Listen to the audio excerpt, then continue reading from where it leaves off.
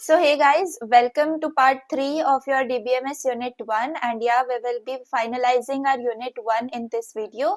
So in this video, we are going to study one of the most important and yes, often confusing topics in DBMS, that is our entity relationship, जिसको हम ER model बोलते हैं. Okay, so now यहाँ पर आपको चीजें काफी सारी इमेजिन करनी पड़ेंगी गाइज. थोड़ा सा अगर मुझे इसको सिंपल बनाना है तो आपके लिए काफी सारे एग्जांपल्स मुझे लेने पड़ेंगे. एंड क्लियरली इस वीडियो के बाद आपको ER मॉडल में कोई भी कंफ्यूजन नहीं होगा. ठीक है, तो चलिए let's start without any two do. So here now imagine कि आप जो है एक डेटाबेस बना रहे हो. ठीक है, आप एक डेटाबेस बना रहे हो अपने कॉलेज के लिए. क्लियर, आपको पता है अब डेटाबेस क्या होता है, ये सारी चीजें, सारे टर्म्स हमने जो है डीबीएमएस के अच्छे से पढ़ लिए. फाइन. नाउ अगर आपको एक कॉलेज का डेटाबेस बनाना है, ओके, तो you need to store data. Obviously आपको स्टूडेंट से रिलेटेड डेटा स्टोर करना पड़ेगा, टीचर से रिलेटेड डेटा स्टोर करना पड़ेगा. तो काफी काइंड ऑफ डेटा, कोर्सेज से रिलेटेड डेटा आपको स्टोर करना है. Okay, but how do we even start organizing all this, ये एक बहुत ही बड़ा क्वेश्चन है ना. आपके पास पूरा डेटा तो है, आपके पास स्टूडेंट्स का डेटा है, आपके पास टीचर्स का डेटा है, आपके पास कोर्सेज का डेटा है, but how you will start organizing all this, that's where your ER model comes into picture. Okay, ये इसकी हेल्प से हम क्या कर पाते हैं, डिजाइन कर पाते हैं अपने डेटाबेस को in a very visual and logical way. Clear है गाइस, तो मैं यहाँ पर आपको लिख भी देती हूँ, that will be a good thing, like आपको समझ में आ जाएगा. इससे आप क्या करवाओगे, इससे आप सिंपल डिजाइन करवाओगे. ठीक है, डिजाइन करवाओगे. और क्या डिजाइन करवाओगे, you will design your database. ठीक है, डेटाबेस को आप डिजाइन करवा रहे होगे, और वो भी एकदम परफेक्ट विजुअल और लॉजिकल वे के अंदर. क्लियर, तो ये काम आपका कौन कर रहा होता है, ER मॉडल कर रहा होता है. अब एक एक टर्म को बहुत ज्यादा अच्छे से आपको समझना है. ठीक है, अब जैसे कि यहाँ पर हम बात करें, वी हैव ER मॉडल, उसका हम क्यों यूज करते हैं, we it uses entities and relationships to represent real world data. अब यहाँ पर एंटिटीज क्या है, यहाँ पर रिलेशनशिप्स क्या है, ये सारे वर्ड्स हैं जिनसे आप बहुत ज्यादा फेमिलियर होंगे इस वीडियो में. ठीक है, तो एंटिटी क्या है, एक एक करके अगर समझें तो एंटिटीज का डेफिनेशन यहाँ पे लिखा हुआ है. Entity, it is a real world object with the properties. ठीक है, अब देखो रियल वर्ल्ड ऑब्जेक्ट है विद प्रॉपर्टीज, तो एंटिटी जो है वो कोई ऐसी चीज है, like anything about which we want to store data. ठीक है, जिसके बारे में हमें डेटा को स्टोर करवाना है ना. या फिर we have a collection of similar entities. Clear, जैसे कि स्टूडेंट्स होते हैं. ठीक है, अगर मैं यहाँ पर बात करूं, यहाँ पर मैं बात करूं, I have students. Okay, so first of all यहाँ पर अगर मेरे पास स्टूडेंट्स की मैं बात करूं, तो एक क्लास में स्टूडेंट्स हैं. ठीक है, तो स्टूडेंट्स क्या हो गए, एंटिटीज हो गए, और एक स्टूडेंट क्या हो गया, एक स्टूडेंट एंटिटी हो गया.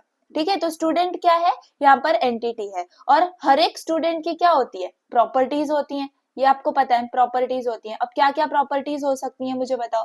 प्रॉपर्टीज के अंदर नेम हो सकता है, प्रॉपर्टीज के अंदर क्लास हो सकता है, प्रॉपर्टी के अंदर एज हो सकता है ना. तो ये सारी चीजें, ये क्या है, इस स्टूडेंट के बारे में डिटेल है. इस स्टूडेंट के बारे में डिटेल को ही हम क्या बोल रहे हैं, यहाँ पे प्रॉपर्टीज बोल रहे हैं.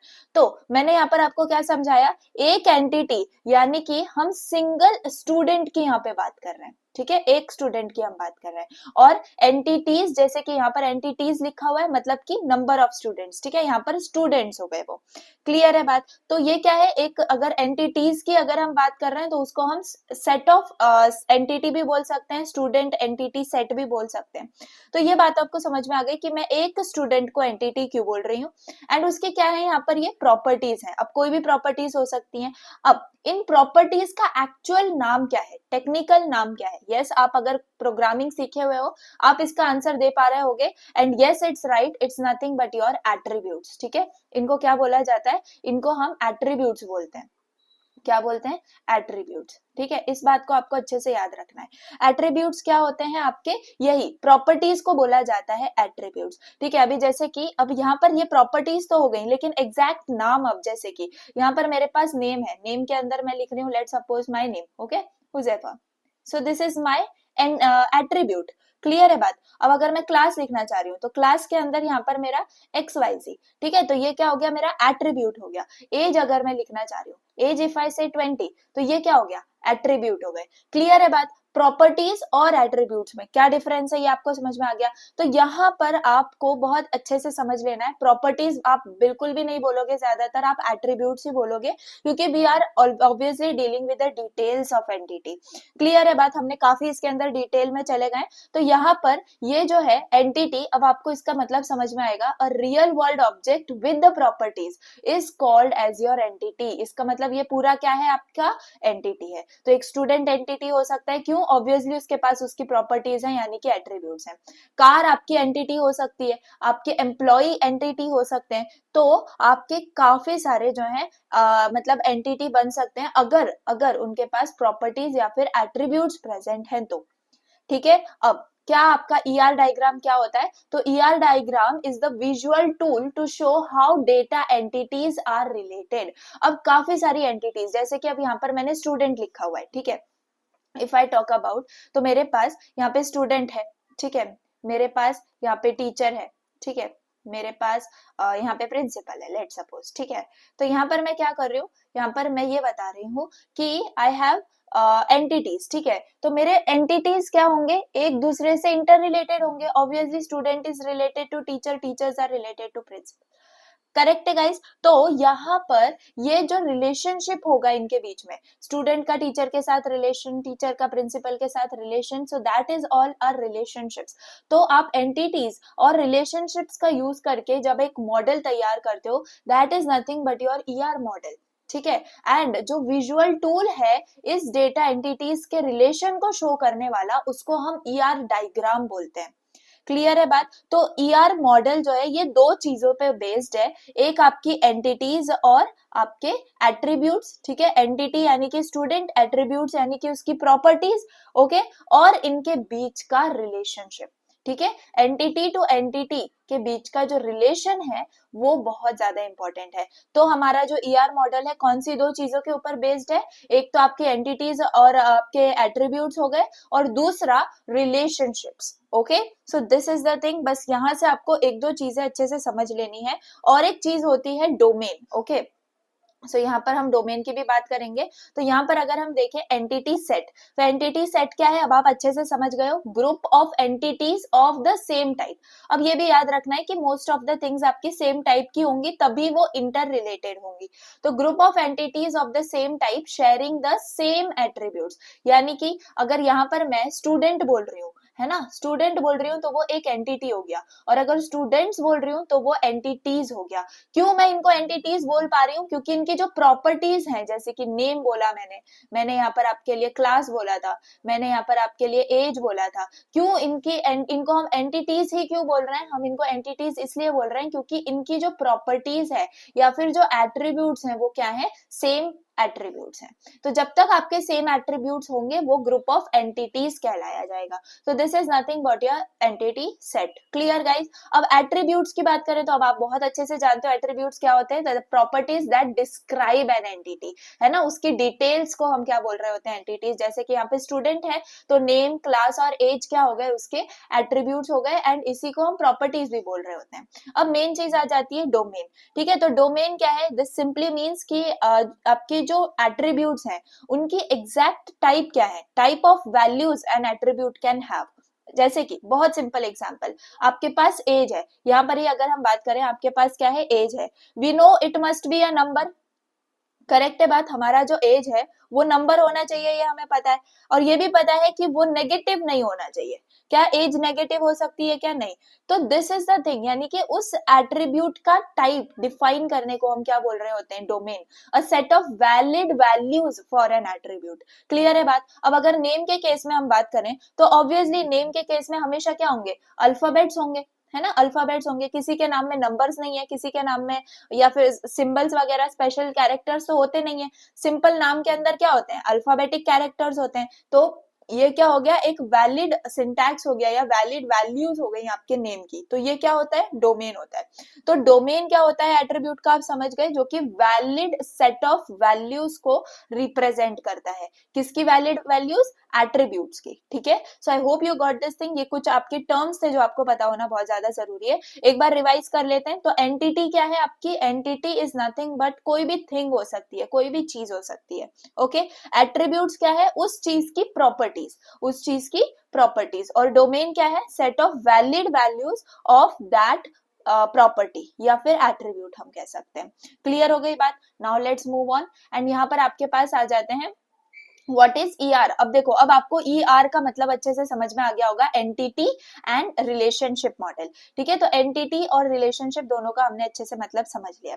नाउ लेट्स सी यहाँ पे कि ये मॉडल जो है it is based on what. तो ये दो चीजें मैंने आपको अभी बता दी थी, entities and their attributes and relationships among entities. तो ये मैंने आपको बताया था कि ये दो चीजों के ऊपर आपका पूरा का पूरा ER मॉडल होता है। तो आप एंटिटीज भी समझ गए। एंटिटीज यानी कि वो एंटिटी का ग्रुप जिनकी जो एट्रीब्यूट्स हैं वो सेम होते हैं। ठीक है, उन एंटिटीज का ग्रुप जिनके एट्रीब्यूट सेम होते हैं उनको हम एंटिटीज बोलते हैं। ठीक है, एंड उनके एट्रीब्यूट्स। बाकी रिलेशनशिप्स अमंग द एट्रीब्यूट्स, जैसे मैंने आपको बताया था स्टूडेंट टीचर का रिलेशनशिप, स्टूडेंट टीचर का रिलेशनशिप, ये दो अलग एंटिटी है लेकिन इनके बीच में कोई रिलेशन है, that is nothing but your relationship. तो यहाँ पर देखो, अगर आप यहाँ पर ये एक अलग एंटिटी है, ये आपकी एक अलग एंटिटी है। लेट सपोज ये स्टूडेंट की एंटिटी है एंड लेट सपोज ये टीचर की एंटिटी है। ठीक है, तो इन दोनों के बीच में कोई ना कोई रिलेशन है। अब इस एंटिटी के खुद के एट्रीब्यूट्स हैं, इस एंटिटी के खुद के एट्रीब्यूट्स हैं, लेकिन they are related to each other. Okay, so this is nothing but your ER model.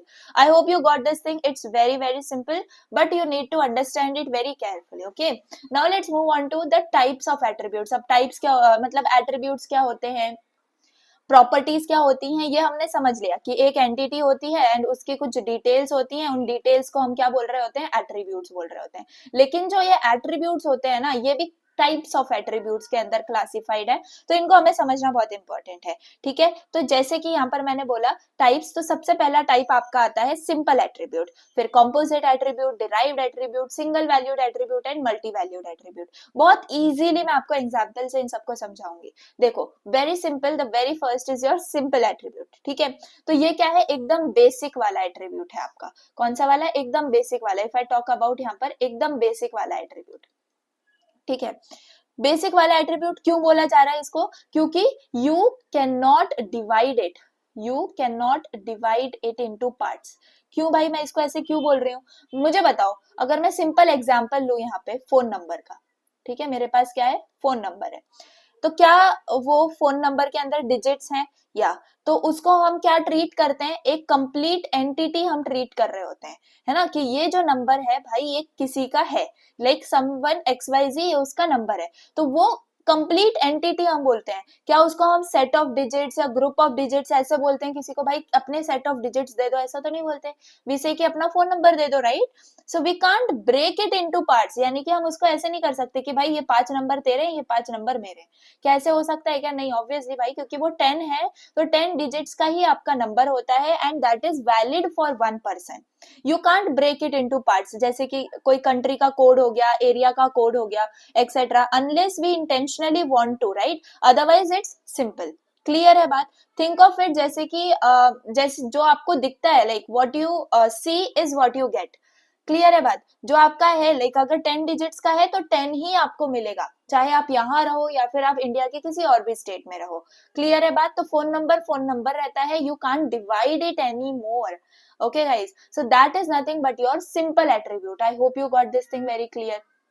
I hope you got this thing very clear.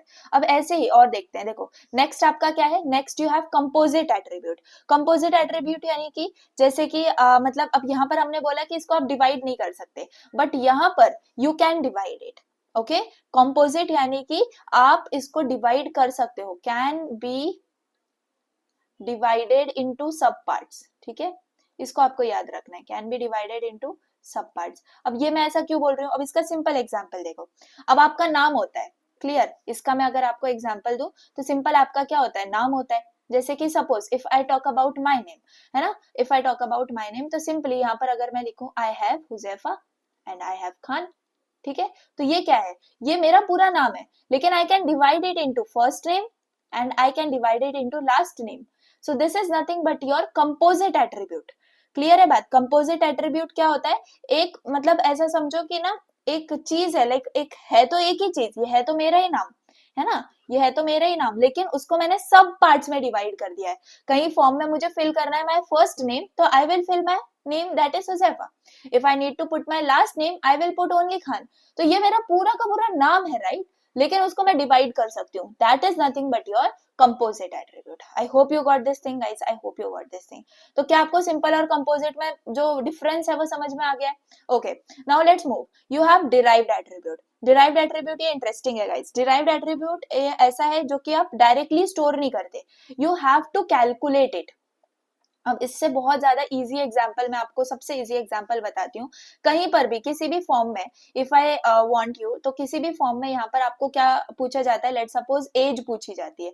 तो कहीं पर भी डायरेक्ट एज आपसे नहीं पूछी जाती कि क्या आपकी एज 20 है, 21 है, 22 है, anything.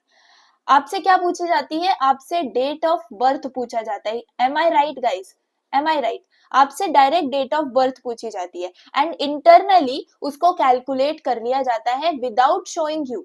Okay, so we don't need to store as.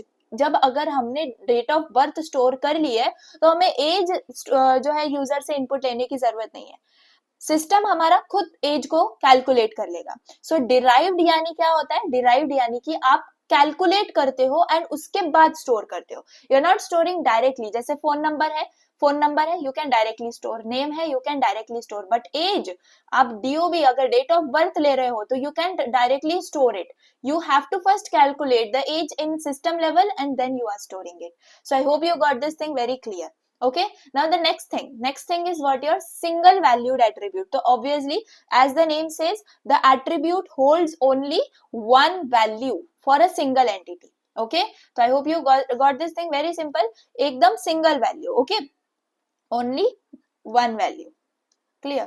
अब यहाँ पर एग्जाम्पल अगर देने को है, लेट सपोज सिंगल वैल्यू यानी कि जैसे कि आधार कार्ड का नंबर होता है अपना, ठीक है, आधार नंबर वी हैव, और वी हैव रोल नंबर, और we have PAN card number. तो that number is not, we are not talking about a digit. हाँ, ऐसा मत समझना कि 1 एक सिंगल वैल्यूड एट्रीब्यूट है, आपका 2 एक सिंगल वैल्यूड एट्रीब्यूट है। No, this is not the case I am talking about.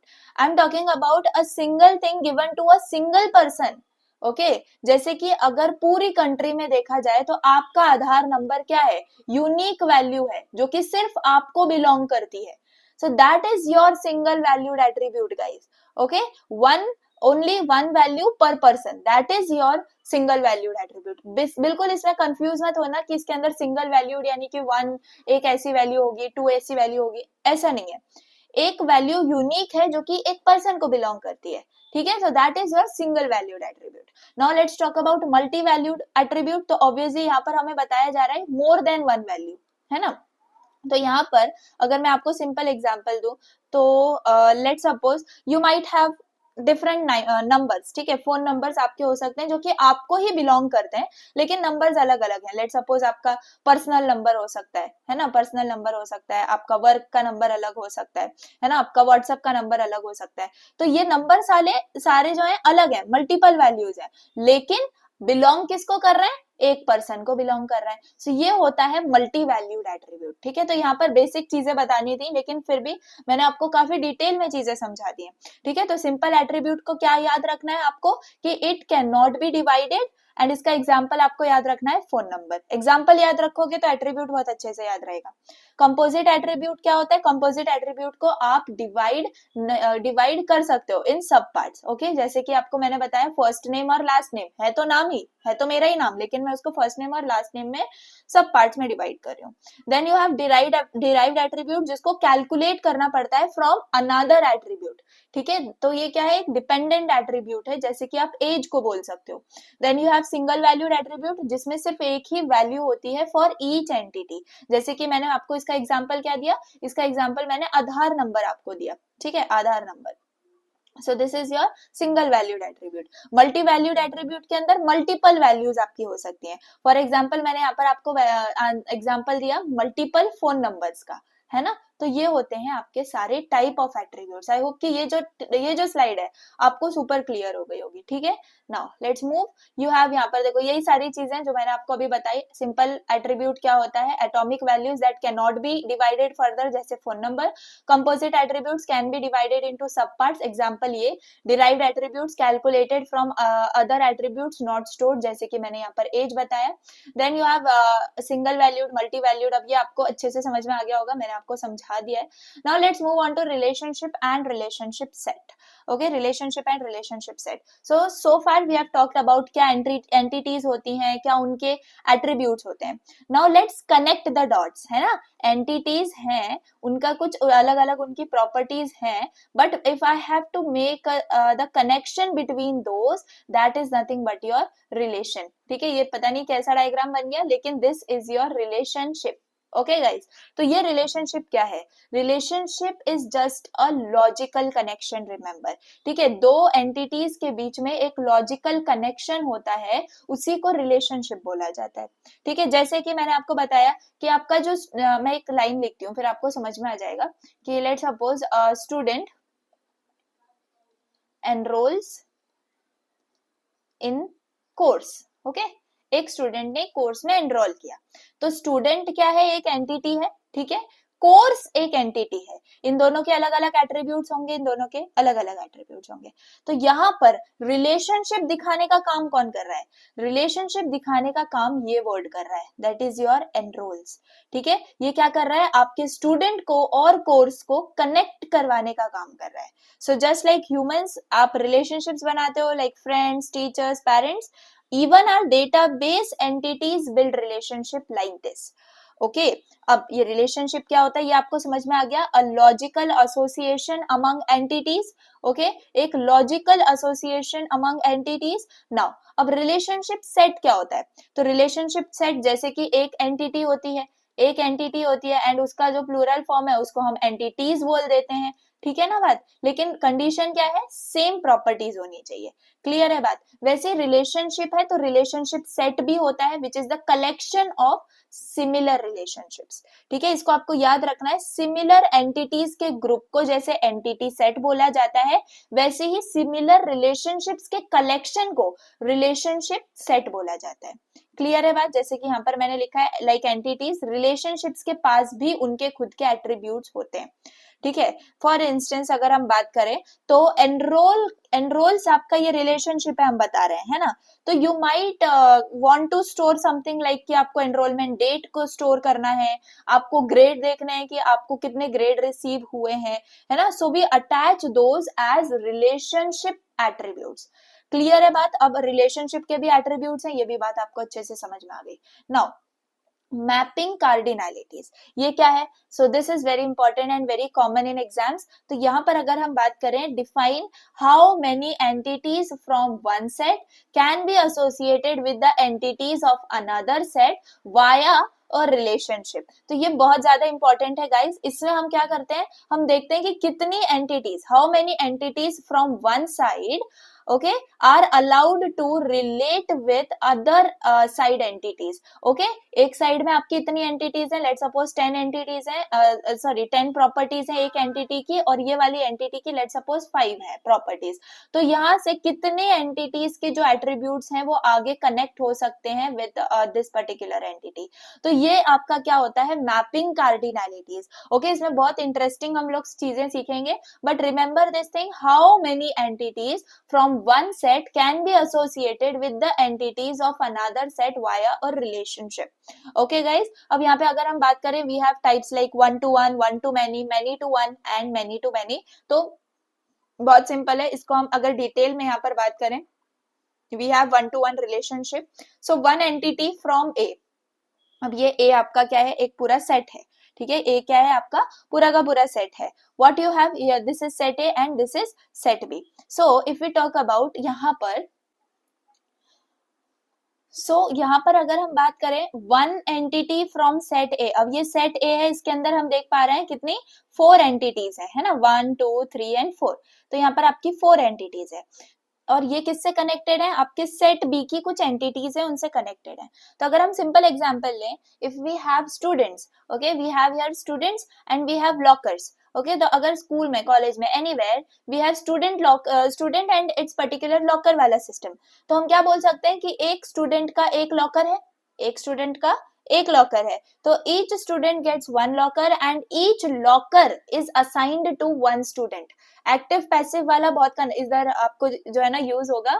तो यहाँ पर अगर मैं बात कर रही हूँ कि एक स्टूडेंट का एक लॉकर है, तो मैं ऐसे भी तो बोल सकती हूँ कि एक लॉकर जो है वो डेडिकेटेडली एक स्टूडेंट के लिए है। That's nothing but one two one relationship. Clear है बात। अब यहाँ पर भी अगर आप देखो तो एरो इस साइड भी है और एरो इस साइड भी है, मतलब कि both are related to each other. Okay, यहाँ पर अगर हम दिखाएं तो सिंपल देखो, यहाँ पर आप रिलेशनशिप देख रहे हो, एंड ये भी आपसे आप नोट कर सकते हो कि रिलेशनशिप को हम कैसे दिखाते हैं, डायमंड शेप में दिखाते हैं, ठीक है, डायमंड शेप के अंदर दिखा रहे होते हैं। अब यहाँ पर एक एंटिटी है आपके पास और यहाँ पर एक एंटिटी है आपके पास। इफ आई आस्क यू कि can a locker belong to two students, क्या एक लॉकर दो स्टूडेंट्स को बिलोंग कर सकता है, तो आपका आंसर क्या होगा, नो। या सो दिस इज द थिंग, आपका वन टू वन रिलेशनशिप यहाँ पे काम करता है, एक स्टूडेंट का एक लॉकर होगा। Clear. So one entity from A can be associated with at most one entity from B. अब एट मोस्ट का मतलब क्या है, ज्यादा से ज्यादा। हो सकता है किसी स्टूडेंट का कोई लॉकर ना हो, है ना, यहाँ पर एक स्टूडेंट खाली बैठा है एंड उसका यहाँ पर कोई लॉकर ही नहीं है ना, एक यहाँ पर लॉकर मिसिंग है एंड यहाँ पर एक स्टूडेंट मिसिंग है, लाइक एक स्टूडेंट को कोई लॉकर असाइन नहीं किया है। तो एट मोस्ट आप एक एंटिटी के साथ कनेक्शन दिखा सकते हो, रिलेशनशिप दिखा सकते हो, and vice versa. So I hope you got this thing, this is nothing but your one two one relationship. अब वन टू मैनी अब आप बहुत अच्छे से समझ पा रहे होगे ये क्या है। तो यहाँ पर अगर आप देखो तो one entity from set A can be related to multiple entities, यानी कि अगर आप इस एंटिटी की बात करो तो ये यहाँ पर इससे भी कनेक्टेड है एंड ये यहाँ पर इससे भी कनेक्टेड है ना। तो सेट ए का एक एंटिटी जो है मल्टीपल एंटिटीज जो कि आपका सेट बी है उससे कनेक्टेड है। वन टू मैनी, ये याद रखो कि यहाँ पर तो आपका क्या है, वन है, बट यहाँ पर आप एक से मतलब एक से ज्यादा कनेक्ट कर सकते हो, यहाँ से आप एक से ज्यादा कनेक्ट कर सकते हो। क्लियर। लेकिन ऐसा नहीं है कि यहाँ से एक का जो है डबल ट्रिपल है, ऐसे नहीं हो सकता, that will be a different type. Okay, so one to many आप समझ पा रहे हो कि one entity from A can be associated with multiple entities from B, but each entity in B is associated with at most one entity from A, जैसे मैंने अभी आपको बताया, है ना। एक teacher, let suppose one teacher can teach many students, है ना, लेकिन स्टूडेंट क्या बोल सकता है, एक स्टूडेंट क्या बोल सकता है कि भाई, लाइक सपोज फॉर एग्जांपल मैं डीबीएमएस आपको एक्सप्लेन कर रही हूँ, टीच कर रही हूँ, तो मैं किसको कर रही हूँ, मैं मल्टीपल स्टूडेंट्स को टीच कर रही हूँ, लेकिन एक एक स्टूडेंट क्या बोलेगा, भाई हम तो एचके ऑफिशियल से पढ़ रहे हैं, तो the students will answer only one name, students जो है वो एक ही नाम आंसर करेंगे, लेकिन मैं बोलते वक्त क्या बोलूंगी, I am teaching many students, okay, and आप लोग क्या बोलोगे, we are learning from one teacher. Clear है बात। तो ईआर डायग्राम के अंदर we place one on one side and N on other side, ठीक है, तो ये आपको अच्छे से समझ में आ गया होगा। एंड रिलेशनशिप के अंदर जैसे मैंने आपको बताया ये रिलेशनशिप है, तो यहाँ पर आपको वन टू मेनी रिलेशनशिप दिखाना है, तो यहाँ पर वन हो गया और यहाँ पे एन। अब एन तो आप समझ पा रहे हो, एन नंबर ऑफ एंटिटीज हो सकती हैं, एट्रीब्यूट्स में रिलेशनशिप हो सकता है। क्लियर है बात। Now many to many relationship, तो मैनी टू मैनी यानी कि यहाँ से भी आप कितने भी यहाँ पे रिलेशनशिप दिखा सकते हो एंड यहाँ के रिलेशनशिप यहाँ पर कितने भी दिखा सकते हो। तो one entity from A can be associated with multiple entities from B and vice versa, ठीक है। तो यहाँ पर क्या है, एन टू एन है। अब इसका सिंपल एग्जाम्पल अगर मैं दूं, let suppose if I ask कि एक स्टूडेंट जो है, एक स्टूडेंट क्या वो बहुत सारे कोर्सेज के अंदर, एक से ज्यादा कोर्सेज के अंदर एनरोल हो सकता है, ऑब्वियसली एनरोल हो सकता है ना। और क्या एक कोर्स में बहुत सारे बच्चे एनरोल हो सकते हैं, यस हो सकते हैं, तो दोनों का आंसर क्या है, यस है। तो ये दोनों साइड में मेनी टू मेनी रिलेशनशिप बोला जाएगा। तो यहाँ पर भी आप देख पा रहे हो the flow chart. Okay, so this is the thing what your ER model is that. अब यहाँ पर अगर हम बात करें तो यहाँ पे सिंपल आपके कुछ सिंबल्स वगैरह हैं। सो ईआर मॉडल के अंदर हम बात करें तो अगर हमें एक वन सिंगल को इंडिकेट करना है, ठीक है, if we want to indicate one, तो वन को हम इंडिकेट कैसे करते हैं, सिंपल एक डायरेक्टेड लाइन से, यानी कि उसमें एक एरो होगा, एक एरो हो या दो एरो हो, ठीक है, तो इससे हम क्या बताते हैं, this indicate one, and if we are indicating many तो उस केस में हमारी अनडायरेक्टेड लाइन होती है, यानी कि सिंगल लाइन होती है। तो यहाँ पर if I make and show you, तो अगर हमें सिंगल दिखाना है तो we will show an arrow, and अगर हमें मेनी दिखाना है तो we will simple show a line. Okay, example, एक कस्टमर है and it is associated with one loan, जैसे यहाँ पे लिखा हुआ है, ठीक है, a customer is associated with at most one loan via a borrower, clear, a loan is associated with at most one customer via borrower। अब ये क्या बोला जा रहा है, तो इसको समझने के लिए ये डायग्राम समझो, ये डायग्राम बहुत इंपॉर्टेंट है, इसको समझ लोगे तो आपको ईआर मॉडल क्या है एग्जैक्टली समझ में आ जाएगा। ठीक है, लेट सपोज हम बात किसकी कर रहे हैं, हम कस्टमर और लोन के रिलेशनशिप की बात कर रहे हैं, किसकी, कस्टमर और लोन। तो हमारे पास दो एंटिटीज क्या हो गई, एक एंटिटी आपका कस्टमर हो गया और एक एंटिटी आपका लोन हो गया। अब बीच में बोरोवर होता है, वो बोरोवर क्या है, वो आपकी रिलेशनशिप है, समझ में आ गया, इसलिए रिलेशनशिप को किसमें दिखाया है, डायमंड शेप में दिखाया हुआ है। ठीक है, अब मुझे बताओ क्या कस्टमर मल्टीपल लोन ले सकता है, हाँ भाई ले सकता है। क्या एक लोन जो है basically can be taken by multiple customers, हो सकता है ना, हो सकता है जॉइन अकाउंट्स हो या फिर को साइनर्स हो, क्लियर है बात। तो मैनी टू मैनी रिलेशनशिप हो रहा है यहाँ पे, ऑब्वियसली हो रहा है। तो अब इस ईआर डायग्राम की अगर हम बात करें तो कस्टमर के पास कौन से एट्रीब्यूट्स हैं, कस्टमर के पास कस्टमर आईडी है, कस्टमर नेम है, कस्टमर स्ट्रीट है, कस्टमर सिटी है, क्लियर है बात। अब यहाँ पर अगर हम बात करें तो लोन के एट्रीब्यूट्स क्या है, लोन नंबर हो सकता है, लोन की अमाउंट हो सकती है। ठीक है, अब यहाँ पर ये बोरोवर रिप्रेजेंट रिलेशनशिप कर रहा है, ये भी आप समझ गए। यहाँ पर आप कोई लेबल देख पा रहे होगे, यहाँ पर ये देखो 0.1 ये क्या है, so will decode it next. अभी के लिए बस इतना समझ लो कि ये ईआर मॉडल बनाया कैसे है। सिंपल, आपको एक दो एंटिटीज पता होनी चाहिए या दो से ज्यादा, जितनी भी एंटिटीज आपके जो है आपका जो अभी सिनेरियो चल रहा है या एग्जांपल आप ले रहे हो उसके अंदर प्रेजेंट है, और रिलेशनशिप होना चाहिए जिसमें आप उसको डायमंड शेप में दिखा रहे हो, एंड ये एंटिटीज आपके एट्रीब्यूट्स होने चाहिए उस एंटिटी के, क्लियर है बात। अब यहाँ पर if I see customer can have many, है ना, और जीरो लोन्स, ऑब्वियसली एक से ज्यादा या फिर जीरो लोन्स भी हो सकते हैं। ठीक है, 0 1 2 3 10 कितने भी आपके लोन्स हो सकते हैं। तो एक कस्टमर के बहुत सारे लोन्स हो सकते हैं, n number of loans, but each loan is associated with only one customer. यानी कि अगर हम डिटेल्स की बात करें, है ना, अगर हम डिटेल्स की बात करें, हो सकता है ना कि अरे वो लोन तो काफी लोग ले सकते हैं, लेकिन वो जो स्पेसिफिक अमाउंट है, वो जो स्पेसिफिक लोन का नंबर है, वो सिंगल एक ही कस्टमर को असाइन होगा, है ना, करेक्ट है ना बात। अब वो अमाउंट, लेट सपोज एक फार्मर है वो 10,000 का लोन ले रहा है, एक फार्मर 20,000 का लोन ले रहा है,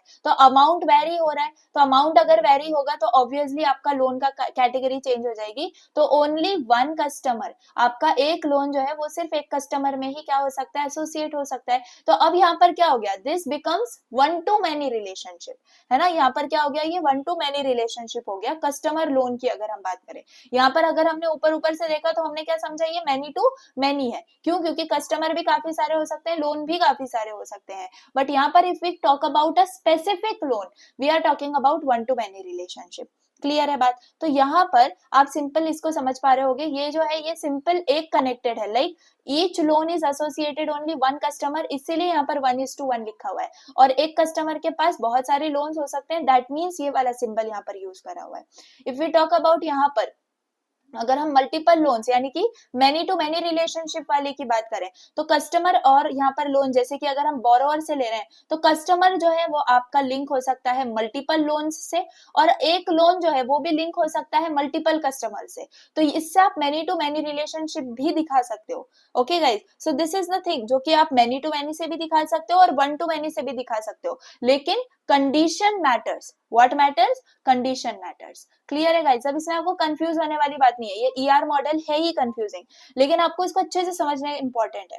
तो यहाँ पर जैसे मैंने आपको बोला कि क्या है, यहाँ पर मैनी टू मैनी दिखा रहा है, कहीं आप वन टू मैनी दिखा सकते हो, लेकिन एग्जैक्ट ऐसा नहीं है कि आपको मैनी टू मैनी ही करेक्ट आंसर है या वन टू मैनी ही करेक्ट आंसर है, बोथ आर करेक्ट, क्लियर है बात। तो यहाँ पर we have that kind of things. अब यहाँ पर अगर हम कार्डिनैलिटी लिमिट्स की बात करें कि how many instances of one entity can be associated with instances of another, they can also express participation constants. तो कार्डिनैलिटी क्या है, कि आपकी एक एंटिटी के कितने इंस्टेंसेस हो सकते हैं एंड वो इंस्टेंसेस आपके किस मतलब दूसरी एंटिटी से कनेक्टेड हो, है ना। जैसे कि आप सिंपल दो क्वेश्चंस मैं आपसे पूछती हूँ, है ना। जैसे कि यहाँ पर अगर मैं बात करूं कि मतलब कितने लोन एक कस्टमर ले सकता है, एक कस्टमर कितने लोन ले सकता है, तो आपका आंसर क्या होगा, आपका आंसर क्या होगा, एक जीरो भी ले सकता है, वन भी ले सकता है एंड एनी नंबर, है ना। तो टोटल आपका दूसरा हो सकता है एंड एग्जैक्टली वन पार्टिसिपेशन भी आप कह सकते हो। क्लियर है बात। सो उसको हम बोलते हैं 1:1, है ना। एक how many loans can a customer take, इस क्वेश्चन का आंसर अगर आप दोगे तो आप क्या बोल सकते हो कि एक कस्टमर आपके कितने भी लोन ले सकता है, एन नंबर ऑफ लोन्स ले सकता है। क्लियर है बात। तो उसको हम कैसे डिनोट करेंगे, 1:1 से डिनोट करेंगे, लेकिन वो लोन तो एक ही होता है, लोन एक ही होता है एंड कस्टमर भी आपके डिफरेंट हो सकते हैं। तो दिस इज द मैटर, इसमें आपको 1:1 ही दिखाना है। और इसको हम डिफाइन कैसे करते हैं, total and exactly one participation. ठीक है बात। अब यहाँ पर पार्टिसिपेशन, अब यहाँ पर जैसे कि 0n है, इसका आप आंसर अगर दोगे तो क्या एक लोन मतलब एक लोन ऐसा है जिसमें कोई भी कस्टमर नहीं है, जीरो कस्टमर है, उस लोन को लेने वाला कोई नहीं है, तो can a loan exist without a customer, obviously रह सकता है। अगर वो नया नया लोन है तो उसको हम कह सकते हैं कि भाई ये बिना कस्टमर का है ना। तो ये पार्शियल हो सकता है, पार्शियल भी हो सकता है, उसके अंदर मेनी पार्टिसिपेशंस भी हो सकते हैं। तो दिस इज योर 0,n वाला। ठीक है, अगर अभी आपको कंफ्यूजिंग हो रहा है तो आप इसको थोड़ी देर बाद में समझ सकते हो, क्योंकि आगे अभी हम यही चीजें पढ़ने वाले हैं। तो अभी के लिए इतना समझो कि कार्डिनैलिटी लिमिट्स क्या होती हैं। कार्डिनैलिटी लिमिट्स के अंदर ये दो नोटेशंस होते हैं, 1:1 एंड 0,n। क्लियर। तो यहाँ पर आपको ये चीजें समझना इंपॉर्टेंट है ना। यहाँ पर अगर आप देखें तो यहाँ पर यू हैव डिफरेंट थिंग्स। ठीक है, एक काम करते हैं, आई थिंक कि you will be confusing in this thing, क्योंकि अगेन हाँ न्यू है। तो यहाँ पर ये जो है ना 0, एंड 1 ओके। तो यहाँ पर आपको याद रखना है, एक सिंपल मैं आपको ट्रिक देती हूँ इसको याद रखने की, तो आप ना इसको समझ पाओगे। ये जो है ना 1 ओके 1 तो एक वर्ड आपने यहाँ पे देखा होगा, पार्टिसिपेशन कंस्ट्रेंट्स। ठीक है, तो पार्टिसिपेशन कंस्ट्रेंट क्या होता है, इसी से हम ट्रिक निकालेंगे इसकी। तो पार्टिसिपेशन कंस्ट्रेंट से हमें पता चलता है कि एक एंटिटी और दूसरी एंटिटी के बीच में जो रिलेशनशिप है, ठीक है, क्या वो रिलेशनशिप होना मैंडेटरी है या ऑप्शनल है ना। कस्टमर लोन ले भी सकता है और नहीं भी ले सकता है, कंडीशन मैटर्स। तो पार्टिसिपेशन कंस्ट्रेंट हमें यही बताता है कि जो पार्टिसिपेटर है, यानी जैसे कि कस्टमर है, क्या वो कस्टमर लोन लेना है उसको या नहीं लेना है, ये उसके ऊपर डिपेंड करता है। It is not at all mandatory and it is optional, right. अगर आपको लेना है तो आप ले सकते हो, नहीं लेना है तो आप नहीं ले सकते हो। तो this is your participation constant. अगर हम यहाँ पे बात करें तो मुझे बताओ, अगर हम लोन की बात करें तो लोन तो तभी होगा ना, लोन हम कब बोलते हैं, लोन तब बोलते हैं जब एक लोन किसी कस्टमर ने ले लिया, भाई मैंने ये लोन लिया है ना। तो जब कस्टमर लोन ले लेता है तब we call it as a loan. तो loan must be associated with one and only one customer. वो लोन की जो आईडी होगी, उसकी जो भी डिटेल्स फिल होंगी, वो उस कस्टमर से रिलेटेड होंगी गाइस, है ना। क्या होंगी, वो उस कस्टमर से रिलेटेड होंगी। तो अगर हम उस लोन की बात कर रहे हैं तो that loan is nothing but your one and only one customer. तो उसको हम बोलते हैं क्या, 1,1। ठीक है, तो यहाँ पे हम क्या बोल रहे हैं कि एक लोन जो है उसका एक ना एक कस्टमर तो होना ही चाहिए ना। जीरो, अगर उसमें कोई भी कस्टमर नहीं है तो हम उसको लोन नहीं बोल सकते। क्लियर है ना बात। तो अगर एक लोन है तो उसका एक ना एक कस्टमर तो होगा ही। देन अब अगर हम कस्टमर साइड से बात करें तो कस्टमर लोन ले भी सकता है और लोन नहीं भी ले सकता है ना। तो लोन लेना और ना लेना इट्स ऑप्शनल एंड हो सकता है कि एक कस्टमर एक से ज्यादा लोन ले ले, है ना। तो इस केस को हम किससे डिनोट करते हैं, 0,n से डिनोट करते हैं। ठीक है बात। अब यहाँ पर जो है ना आपको कंफ्यूजिंग टर्म्स जो है मैं उनको एकदम क्लियर कर देती हूँ आपके लिए। इफ आई से यहाँ पर आपके पास चार चीजें हैं, 1,1 है, आपके पास 0,n है, ठीक है, आपके पास 0,1 है और आपके पास 1,n है। तो इनको क्या करना है, इनको डिकोड कैसे करना है वो समझो। आपके पास क्या है, सबसे पहले 1,1। इसका मतलब ये है कि मतलब पार्टिसिपेट करना मस्ट है, लेकिन एक ही बार, ओनली वंस, यानी कि एक लोन जो है एक कस्टमर ले सकता है एट अ टाइम। ठीक है, आप ले सकते हो, बहुत सारे पार्टिसिपेंट्स हो सकते हैं, लेकिन ओनली वंस। क्लियर। तो उसको हम बोलते हैं क्या, 1 on 1, must participate and only once. So ये है आपका 1 on 1। अब यहाँ पे 0, n है, तो यहाँ पर आप पार्टिसिपेट कर भी सकते हो और आप पार्टिसिपेट नहीं भी कर सकते हो, ठीक है। और अगर आपको करना है तो आप एक से ज्यादा में भी पार्टिसिपेट कर सकते हो। तो this is your thing, like you may participate and it can be many. Okay, यानी कि आपको लोन लेना है या नहीं लेना है, या आपके ऊपर है। आप चाहो तो लोन ले, आप चाहो तो मत लो। अगर आप ले रहे हो तो उस केस में आप एक से ज्यादा भी ले सकते हो, ये भी कंडीशन है, ठीक है। तो ये है आपका 0, n। अब 0, 1 क्या है? 0, 1 है मतलब ऑप्शनल। आपको लेना है तो आप लो, नहीं लेना है तो मत लो। और अगर आप ले रहे हो तो बस आप एक ही बार ले सकते हो, ठीक है। जो एक पर्टिकुलर लोन है, ठीक है, कोई भी XYZ लोन है, आप उसको एक ही बार ले सकते हो। एट अ टाइम आप उसको एक ही बार ले सकते हो, है ना। चाहे आप लो या ना लो, ले रहे हो तो एक ही बार लोगे। क्लियर है बात? तो यह है 0, 1। और 1, n है। 1, n के अंदर क्या बोल सकता है कि आप पार्टिसिपेट तो आपको करना मस्ट है, ठीक है, you have to participate, but at least once, यानी कि कम से कम एक बार आपको पार्टिसिपेट करना है। इसमें नई वाला ऑप्शन नहीं है, इसमें आपको पार्टिसिपेट ही करना है। क्लियर है बात? और आपको एटलीस्ट 1 टाइम पार्टिसिपेट करना है, यानी कि आपको एग्जाम तो देना है, ठीक है। एटलीस्ट एक बार तो आपको एग्जाम देना ही पड़ेगा। अगर फेल हो गए तो फिर से दोगे, फिर से फेल हो गए तो फिर से दोगे। क्लियर है बात? लेकिन कोई ऑप्शनल थिंग नहीं है, ऐसा नहीं हो सकता कि आप बिना एग्जाम दे के आगे बढ़ जाओ। क्लियर है बात? तो ये सारे टर्म्स हैं जो कि आपके ईआर मॉडल में यूज होते हैं, एंड इन्हीं को पार्टिसिपेशन कॉन्स्ट्रेंट्स भी बोला जाता है, ठीक है। तो नेक्स्ट टाइम जब भी आप डायग्राम को देखो तो आपको उसके अंदर ये देखना है। देखो इसकी एक ट्रिक है, यहाँ पर अगर 1 है, स्टार्टिंग में अगर 1 है, इसका मतलब कि वो चीज मस्ट है, यानी कि आपको करना ही है, उसका नो वाला ऑप्शन है ही नहीं। यानी कि लोन के अंदर एक से ज्यादा आपके कस्टमर हो सकते हैं, लेकिन ऐसा नहीं है कि एक लोन में 0 कस्टमर हो ही नहीं सकता, फिर उसको हम लोन ही नहीं बोलेंगे ना। क्लियर है बात? तो यहाँ पर ये 1 to 1 है, क्या एक लोन एक ही कस्टमर से एसोसिएटेड है, ये वाली कंडीशन है। और ऑप्शनल जो भी चीजें हैं, यानी कि आपको करना है करो, नहीं करना है मत करो, हो भी सकता है नहीं भी हो सकता है, तो उसमें स्टार्टिंग में आपको 0 दिखेगा, ठीक है। एंड अगर आपका हो रहा है तो मतलब लेट सपोज आप लोन ले रहे हो एंड आप एक से ज्यादा लोन ले सकते हो, तो यहाँ पर n आ गया, ठीक है। एंड अब यहाँ पर आप ले रहे हो एंड यहाँ पर आपके पास एक ही लोन है, मतलब 1 है, इसका मतलब आप ले तो रहे हो लेकिन आपको एक ही लोन एट अ टाइम लेना पड़ेगा। वैसे आपको नहीं लेने वाला भी ऑप्शन है, क्योंकि यहाँ पे क्या है 0 है। तो आई होप अब ये जो है आपको इजी लग रहा होगा। थोड़ा सा आपको डिफिकल्ट लगेगा if you are studying first time, लेकिन अगर अभी भी कंफ्यूजन है तो ये वाला जो पार्ट मैंने आपको बताया है ना, इसको एक बार रिवाइज करके देख लेना। क्लियर है बात? तो ये था कार्डिनैलिटी लिमिट्स के बारे में। अब ईआर मॉडल की कुछ जैसे कि हम फ्लो चार्ट वगैरह बनाते हैं ना, तो यहाँ पर ईआर मॉडल के कुछ सिंबल्स हैं, कुछ पार्टिसिपेशन टाइप्स हैं, ठीक है। इनको पार्टिसिपेशन टाइप्स और सिंबल्स बोला जाता है। तो यहाँ पर हमें इसका विजुअल रिप्रेजेंटेशन समझ में आएगा, क्योंकि आगे जाके हमें ईआर मॉडल्स बनाने हैं। देखो ऐसे ईआर मॉडल्स होते हैं आपके, है ना। इनको समझने के लिए ये पूरे सिंबल्स को समझना इंपॉर्टेंट है। तो चलो एकदम क्विकली देख लेते हैं, बहुत सिंपल है। अब आप समझ गए हो एंटिटी को हम कैसे डिनोट करते हैं, हम रेक्टेंगल से डिनोट करते हैं। एंटिटी क्या हो सकता है, यहाँ पर मैं लिख के भी दे दूं क्या आपको? इफ आई टॉक अबाउट यहाँ पे, तो यहाँ पर आपका स्टूडेंट एक एंटिटी हो सकता है, आपकी बुक एक एंटिटी हो सकती है, यहाँ पर अगर हमने कस्टमर कस्टमर बहुत कर लिया है, वो भी एक एंटिटी हो सकती है। क्लियर है बात? अब यहाँ पर ये क्या है, ऑब्वियसली रिलेशनशिप है ना। जैसे अभी हमने किसकी बात करी, एनरोल की बात करी, है ना। उसके बाद हमने बोरोवर की भी बात करी, है ना। तो ये होते हैं आपके क्या, रिलेशनशिप। फिर ये जो है ओवल शेप, ये आपका एट्रीब्यूट है, एट्रीब्यूट है। देखो यहाँ पर भी मैंने आपको, ये देखो यहाँ पर मैंने ये जो है एट्रीब्यूट्स दिखाए हुए हैं, तो इन एट्रीब्यूट्स को किस वाले शेप में दिखाया है, ओवल शेप में दिखाया है, राइट। तो ये एट्रीब्यूट्स होते हैं आपके। क्लियर है बात? तो एट्रीब्यूट्स के अंदर क्या आ सकता है, एट्रीब्यूट्स के अंदर आपके नेम आ सकता है, आपकी एज आ सकती है, आपकी आईडी आ सकती है ना। तो ये आपके क्या हो जाते हैं, एंटिटी। अब देखो डब्बे के अंदर डब्बा, है ना, यानी कि डबल रेक्टेंगल अगर है तो उसको हम बोलते हैं वीक एंटिटी, ठीक है। क्या बोलते हैं, वीक एंटिटी। जैसे कि हो सकता है जो कि डिपेंडेंट हो, है ना। ऑर्डर आइटम है, जैसे कि यहाँ पर मैं लिखूं फॉर एग्जांपल ऑर्डर आइटम, है ना, कितने आइटम्स ऑर्डर करे हैं, या फिर कोई भी डिपेंडेंट जो है ना एंटिटी, उसको हम ऐसे डबल रेक्टेंगल से डिनोट करते हैं।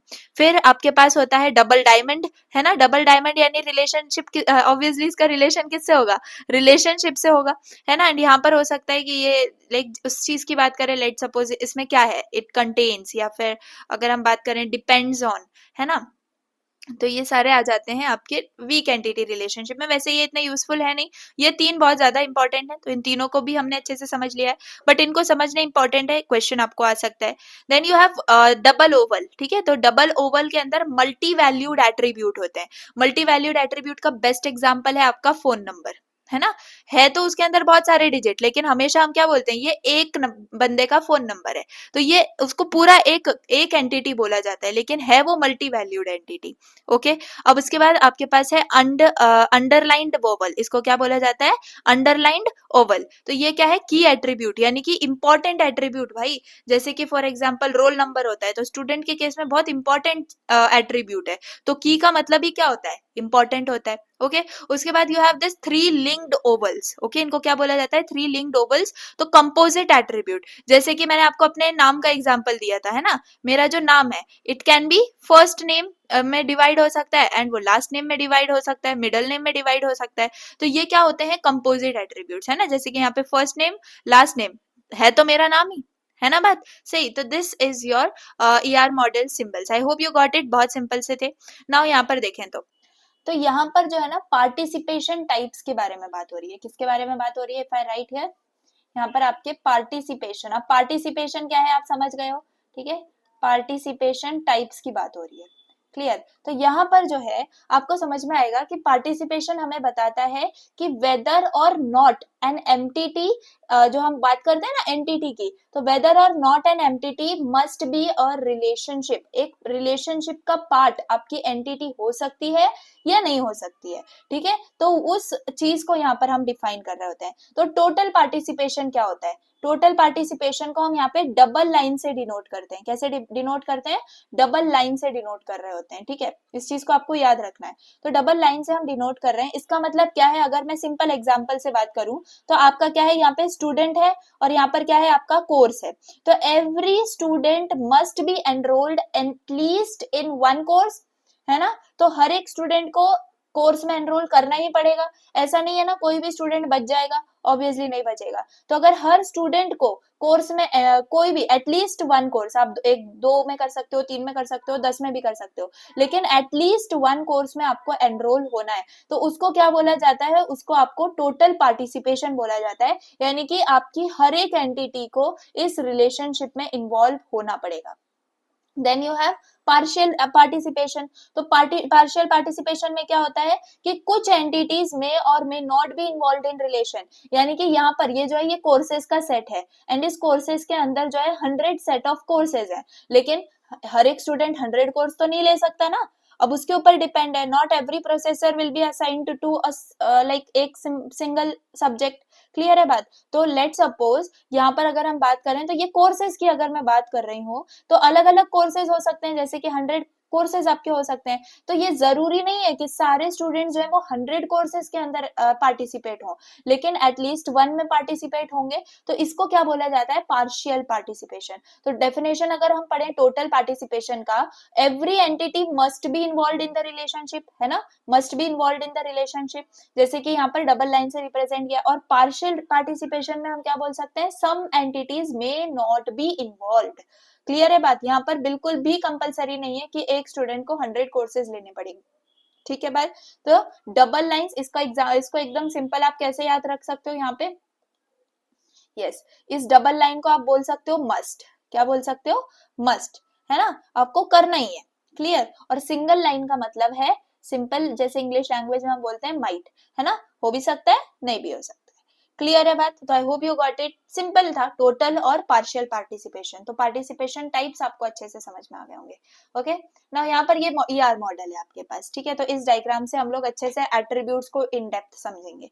ओके, तो what you have different types of attributes. क्या सब भूल गए एट्रीब्यूट्स के टाइप्स, मैंने आपको बताया था, हमने एट्रीब्यूट्स के टाइप्स पढ़े थे, yes, these are the types, याद है सबको एट्रीब्यूट्स के types, simple attribute, composite attribute, derived attribute, single valued attribute, multi valued attribute, क्या ये सबको याद है। बस अब इन्हीं एट्रीब्यूट्स का हम लोग यूज करने वाले हैं, कहाँ पे यूज करेंगे, हम अपने डायग्राम के अंदर यूज करेंगे, वेट,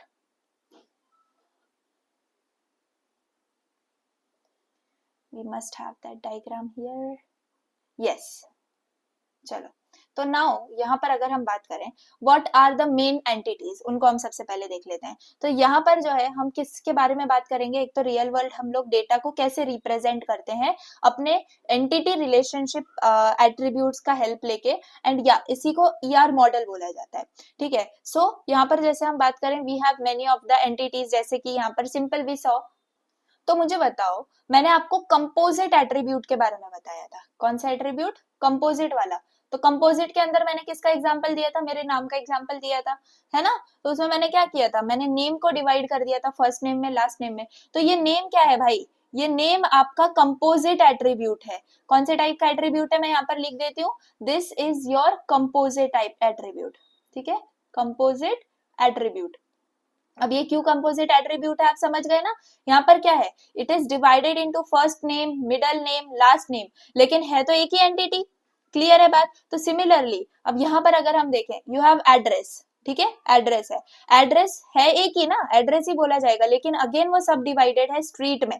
स्ट्रीट भी एक कंपोजिट एट्रीब्यूट हो जाता है, क्यों, क्योंकि स्ट्रीट का खुद का स्ट्रीट नंबर है, स्ट्रीट का खुद का स्ट्रीट नेम है, स्ट्रीट का अपार्टमेंट नंबर है। तो ये स्ट्रीट भी एक क्या हो गया, एड्रेस के अंदर एक सब कंपोजिट एट्रीब्यूट हो गया।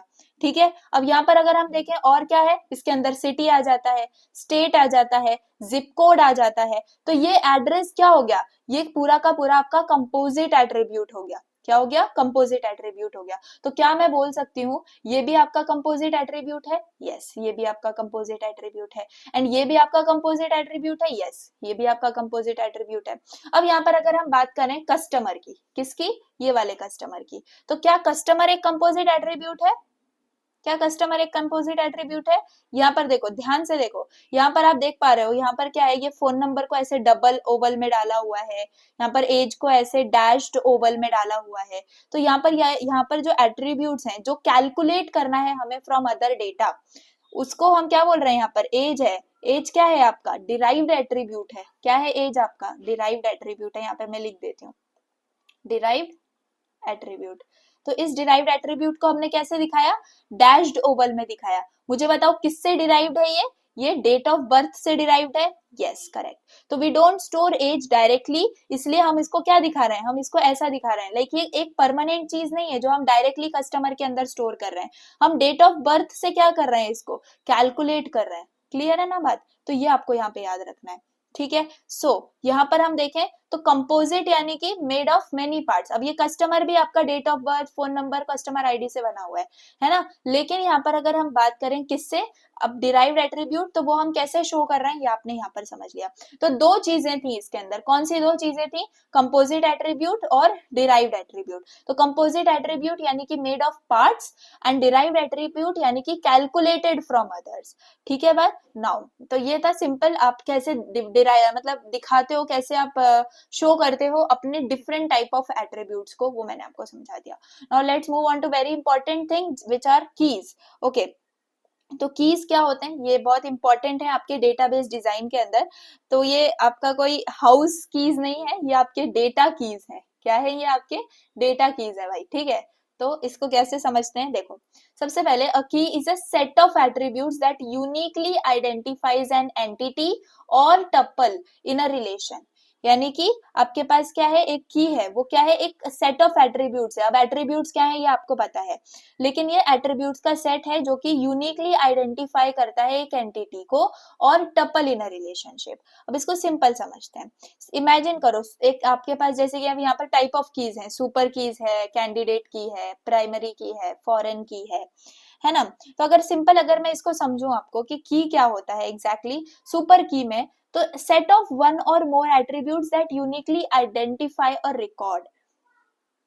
ठीक है, यानी कि कॉम्बो एट्रीब्यूट होता है ना, उसको हम सुपर की बोलते हैं। कोई भी combo, any combo of attributes that uniquely identifies a record.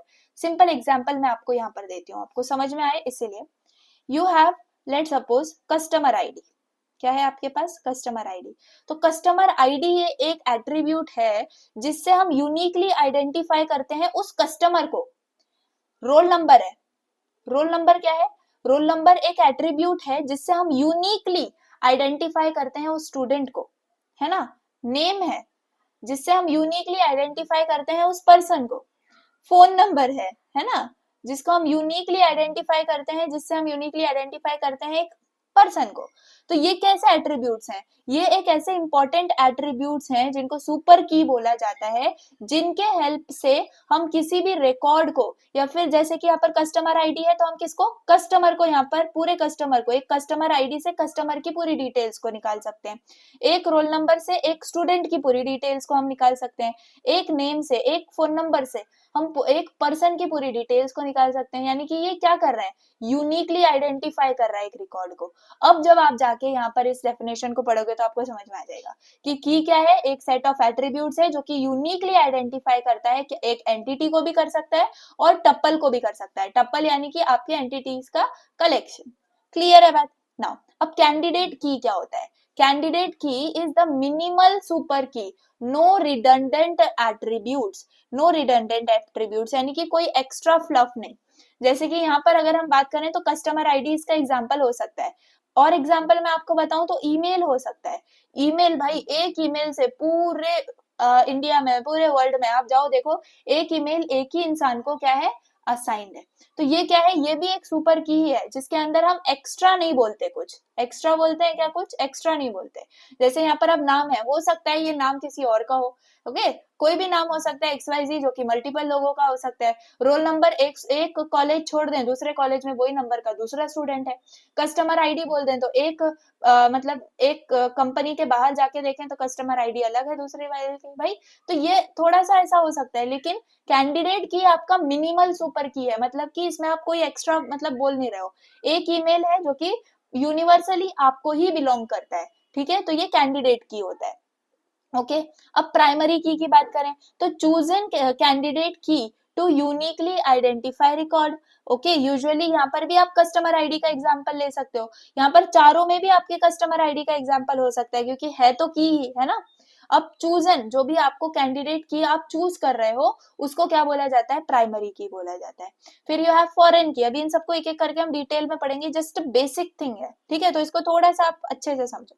Foreign keys यानी कि attribute that refers to primary key of another relation, यानी कि जो प्राइमरी की को एक दूसरे टेबल में लिंक करता है। आपके पास क्या है, प्राइमरी की है एंड उसको आप किसी टेबल में लिंक करवा रहे हो, देख रहे हो कि भाई ये प्राइमरी की इस टेबल में कहाँ प्रेजेंट है, so that is your foreign की। ओके, कस्टमर आईडी, अगर हम लोन टेबल के अंदर जाके देखें, आपके पास क्या है, कस्टमर आईडी है एंड आप लोन टेबल में जाके देखो तो लोन टेबल में वो किसको पॉइंट करेगा, कस्टमर को पॉइंट करेगा, right. So this is your foreign key. Clear है बात? सो this is the thing, I hope you got this thing. देखो बहुत सिंपल से आप याद रख सकते हो। सुपर की क्या है, सुपर की एक ऐसी की है जो काम करती है ना। अब ये कस्टमर आईडी उस एसोसिएशन के अंदर हम बात करें तो उस कस्टमर को बिलोंग करेगी, रोल नंबर उस कॉलेज में बात करेंगे तो उस स्टूडेंट को बिलोंग करेगा। अब नेम तो अलग अलग हो सकते हैं लेकिन फिर भी हम इसको क्या बोलते हैं, हम इसको सुपर की बोलते हैं। ओके, जो कि काम करता है। अब कैंडिडेट की ये भी एक सुपर की ही है, लेकिन इसके अंदर आपकी एक्स्ट्रा फ्लफ नहीं है, एक्स्ट्रा बैगेज नहीं है, ठीक है। ईमेल की बात करें जैसे कि सिंपल एग्जांपल, भाई यूनिवर्सली एक ही बंदे को बिलोंग करेगा। फिर आपके पास है प्राइमरी की जो है आपका पूरा फाइनल पिक है कि भाई इस कैंडिडेट की को मुझे चूज करना है। फॉरेन की क्या है, फॉरेन की आपके डेटाबेस के अंदर जाके देखने का मतलब तरीका है, भाई ये प्राइमरी की है, अब इस प्राइमरी की को जाके डेटाबेस में देखो तो ये जिसे पॉइंट करेगा that is your foreign key. Clear है बात? तो एक सिंपल क्वेश्चन मैं आपसे पूछती हूँ, एकदम सिंपल, आप मुझे ये बताओ कि डिराइव्ड एट्रीब्यूट, चलो अभी आपने अच्छे से टाइप्स ऑफ एट्रीब्यूट समझ लिए है ना, हमें पिछला भूलना नहीं है, इसलिए जस्ट अ क्विज, मुझे बताओ कि डिराइव्ड एट्रीब्यूट कौन सा है। क्या आपका सिंपल है, ये इससे रिलेटेड नहीं है, जस्ट एक रिवीजन काइंड ऑफ। ओके, एक आपके पास है जिप कोड, ठीक है, क्या जिप कोड आपका डिराइव्ड है? क्या आपकी, लेट सपोज कस्टमर आईडी हम कह सकते हैं, क्या कस्टमर आईडी आपकी डिराइव्ड है? क्या प्राइस आपका डिराइव्ड है या एज आपका डिराइव्ड है? ये मुझे आप आंसर दे देना कमेंट सेक्शन में। इसका आंसर आपको कई बार मैंने इस वीडियो में बता दिया है, answer I want in comment section with this time stamp. Clear, भूलना नहीं है डिराइव्ड एट्रीब्यूट क्या होता है, टाइप्स ऑफ एट्रीब्यूट बहुत इंपॉर्टेंट चीज है। Now let's move on to the super key. चलो एक एक करके हम चीजें देखते हैं, ठीक है। सुपर की क्या है, it is the set of one or more attributes that taken collectively allow us to uniquely identify a tuple in the relation. ठीक है। तो जैसे कि इमेजिन करो क्लासरूम है, उसके अंदर फुल स्टूडेंट्स बैठे हुए हैं। Now if I shout, like for example मैं किसका नाम लूं, लाइक यहाँ से नाम लेते हैं, let suppose Ramesh I am calling. ठीक है, क्लासरूम भरा पड़ा है स्टूडेंट से, एंड एज अ टीचर मैंने किसका नाम लिया, हेलो, मतलब मैंने शाउट किया रमेश। तो कितने लोग रिस्पॉन्ड कर सकते हैं? आप आप खुद ही तो सोच सकते हो कितने लोग रिस्पॉन्ड कर सकते हैं। ओके, हो सकता है कि वहां पर कोई भी रमेश ना हो सकता है एक बंदा रमेश हो सकता है दो बंदे रमेश हो सकता है दो तीन चार पांच कितने भी रमेश हो ना, क्योंकि कॉमन नेम है, बहुत सारे लोगों का नाम होता है। ठीक है, तो मोर देन वन ये आपका आंसर है। That means name alone can't uniquely identify someone. खाली नाम से आप उस पर्टिकुलर आदमी को यूनिकली आइडेंटिफाई नहीं कर सकते। तो व्हाट इज सुपर की? सुपर की आपके एट्रीब्यूट्स का कॉम्बिनेशन है जो कि यूनिकली आइडेंटिफाई करेगा आपके टेबल के अंदर। आपका एक रिकॉर्ड होगा, उसके अंदर वो जाके देखेगा। ठीक है, अब यहाँ पर अगर मैं बात करूं, वी हैव एम्प्लॉय टेबल। ये क्या है? पूरा एम्प्लॉयज का टेबल है आपके पास। एम्प्लॉय आईडी है, एम्प्लॉय नेम है, डेट ऑफ बर्थ है, जेंडर है, डिपार्टमेंट नेम है। तो यहाँ पर सुपर की क्या होगा? यहाँ पर सुपर की क्या नेम हो सकता है? सिर्फ नाम से तो मैं आइडेंटिफाई नहीं कर पाऊंगी ना। यहाँ पर देखो रमेश, यहाँ पर देखो रमेश, तो दोनों भी नाम सेम है, तो मैं दोनों सिंपल नाम से एक यूनिक पर्सन को आइडेंटिफाई नहीं कर पाऊंगी, है ना। तो यहाँ पर जो सुपर की है वो है आपका एम्प्लॉय आईडी। क्या है? Employee ID. क्यों? क्योंकि एम्प्लॉय आईडी सबके लिए क्या है? यूनिक है, किसी के लिए भी वो वापस से रिपीट नहीं हुई है। तो सुपर की क्या है? आपका एक ऐसा एट्रीब्यूट है जो कि टेबल के अंदर एक स्पेसिफिक मतलब यूनिक वैल्यू है जो कि असाइन करी गई है फॉर अ पर्टिकुलर डिटेल। ठीक है, तो यहाँ पर एम्प्लॉय आईडी क्या है? आपकी सुपर की है। क्यों? क्योंकि वो हर एक एम्प्लॉय के लिए यूनिक है। बट इवन एम्प्लॉय आईडी और employee name, employee ID, date of birth, employee ID, gender तो हम नहीं ले सकते है ना। सिंपल एम्प्लॉय आईडी और जेंडर से हम लोग मालूम नहीं कर सकते कि वो एग्जैक्ट है या नहीं। तो मैं यहाँ पर आपको बता रही हूँ टपल। तो टपल के अंदर हम ले सकते हैं एम्प्लॉय आईडी और एम्प्लॉय नेम साथ में ले सकते हैं, चाहे तो एम्प्लॉय आईडी और डेट ऑफ बर्थ को साथ में ले सकते हैं। और यहाँ पर अगर हमें जेंडर को भी लेना है तो employ ID, date of birth और जेंडर, तो भी हम एक आइडेंटिफाई कर सकते हैं यूनिक वैल्यू को। But just because something is a super key doesn't means it's the best option. Okay, that's where आपकी जो कैंडिडेट की है वो पिक्चर में आती है। तो कैंडिडेट की क्या है? The minimal super key. No attribute can be removed without losing uniqueness, यानी कि it still uniquely identifies a row. ठीक है, जैसे अभी यहाँ पर हमें एक रो ही तो आइडेंटिफाई करनी है, क्योंकि एक रो एक पर्टिकुलर इंसान का डेटा है। तो अगर हमें टेबल में एक रो को आइडेंटिफाई करना है तो हो सकता है ना हमें सिंपल एक चीज ऐसी चाहिए जिसमें हम अननेसेसरी डेटा नहीं ले रहे हैं, है ना। It contains know unnecessary data.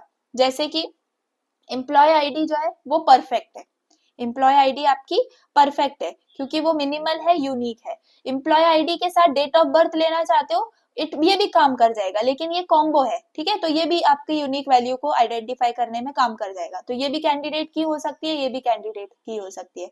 लेकिन क्या एम्प्लॉय आईडी और एम्प्लॉय नेम आपकी कैंडिडेट की हो सकती है? No, this is not a candidate key, because इसके अंदर एक्स्ट्रा आपका डेटा है जो कि है employee name. That we don't need to ensure uniqueness. कहीं पर भी आप सिंपल नाम के वजह से यूनिक पर्सन को आइडेंटिफाई नहीं कर सकते। So think in this way कि हर एक एवरी कैंडिडेट की जो है वो सुपर की तो है, लेकिन हर एक सुपर की जो है वो कैंडिडेट की नहीं है। क्यों? क्योंकि हम मिनिमल देख रहे होते हैं उसके अंदर, मतलब ठीक है सुपर की में काम हो जाएगा, बट यहाँ पर कैंडिडेट की के अंदर ये वाली इनवैलिड केस हो गई, क्योंकि हम सिंपल एम्प्लॉय नेम हम वैसी हम एट्रीब्यूट लेंगे ही नहीं जो कि अननेसेसरी है। ठीक है, so minimal super key, no attribute can be removed without losing uniqueness. ठीक है, a table can have multiple candidate keys. Obviously super key भी बहुत सारी हो सकती है, कैंडिडेट की भी बहुत सारी हो सकती है। सो सिंपल आपको डिफरेंस कैसे समझना है सुपर की का अगर मैं आपको बताऊं, तो लेट सपोज एक स्टूडेंट है जिसका रोल नंबर है let suppose 33, the student with roll number 33। ठीक है, लेट सपोज उसने क्या पहनी है? ब्लू हुडी पहनी हुई है। ठीक है, और वो सेकंड रो के अंदर बैठा है। आपके पास दो रोज हैं, तो सेकंड रो में वो बंदा बैठा है। क्या बोला मैंने? क्या बोला मैंने? कि रोल नंबर 33 है और उसने ब्लू कलर की हुडी पहनी हुई है और वो सेकंड रो में बैठा है। तो क्या ये इंफॉर्मेशन मतलब काफी है मुझे फाइंड आउट करने के लिए कि वो यूनिक पर्सन को मैं उठा के लेके आ जाऊं, प्रिंसिपल ने बुलाया, ऑब्वियसली लेके आ सकते हैं, इट विल वर्क। तो ये क्या हो गया आपकी, ये जो मैंने अभी आपको बताया ये हो गई सुपर की, क्या हो गई, सुपर की। अब कैंडिडेट की बात करें तो आप सिंपल ये बोलोगे कि रोल नंबर 33 आ जाओ, है ना, ये क्लीन है और यूनिक वे है। आपको उसके अंदर और कुछ बोलने की जरूरत ही नहीं थी, आपको ब्लैक हुडी ब्लू हुडी बोलना ही नहीं था, आपको अपना ये बताना ही था नहीं था कि वो कौन से रो में बैठा है, जस्ट रोल नंबर से आप उस पर्सन को उठा के लेके आ सकते हो। यानी कि एक्स्ट्रा फालतू की बातें नहीं करनी है, वो आपका कैंडिडेट की है, और एक्स्ट्रा फालतू की बातें चल सकती हैं, वो आपका सुपर की है। ठीक है, अब तो डिफरेंस आपको अच्छे से समझ में आ गया होगा। Okay, now let's move on to your primary key. तो प्राइमरी क्या है, a candidate key selected to uniquely identify each record in a table must be unique and cannot be null.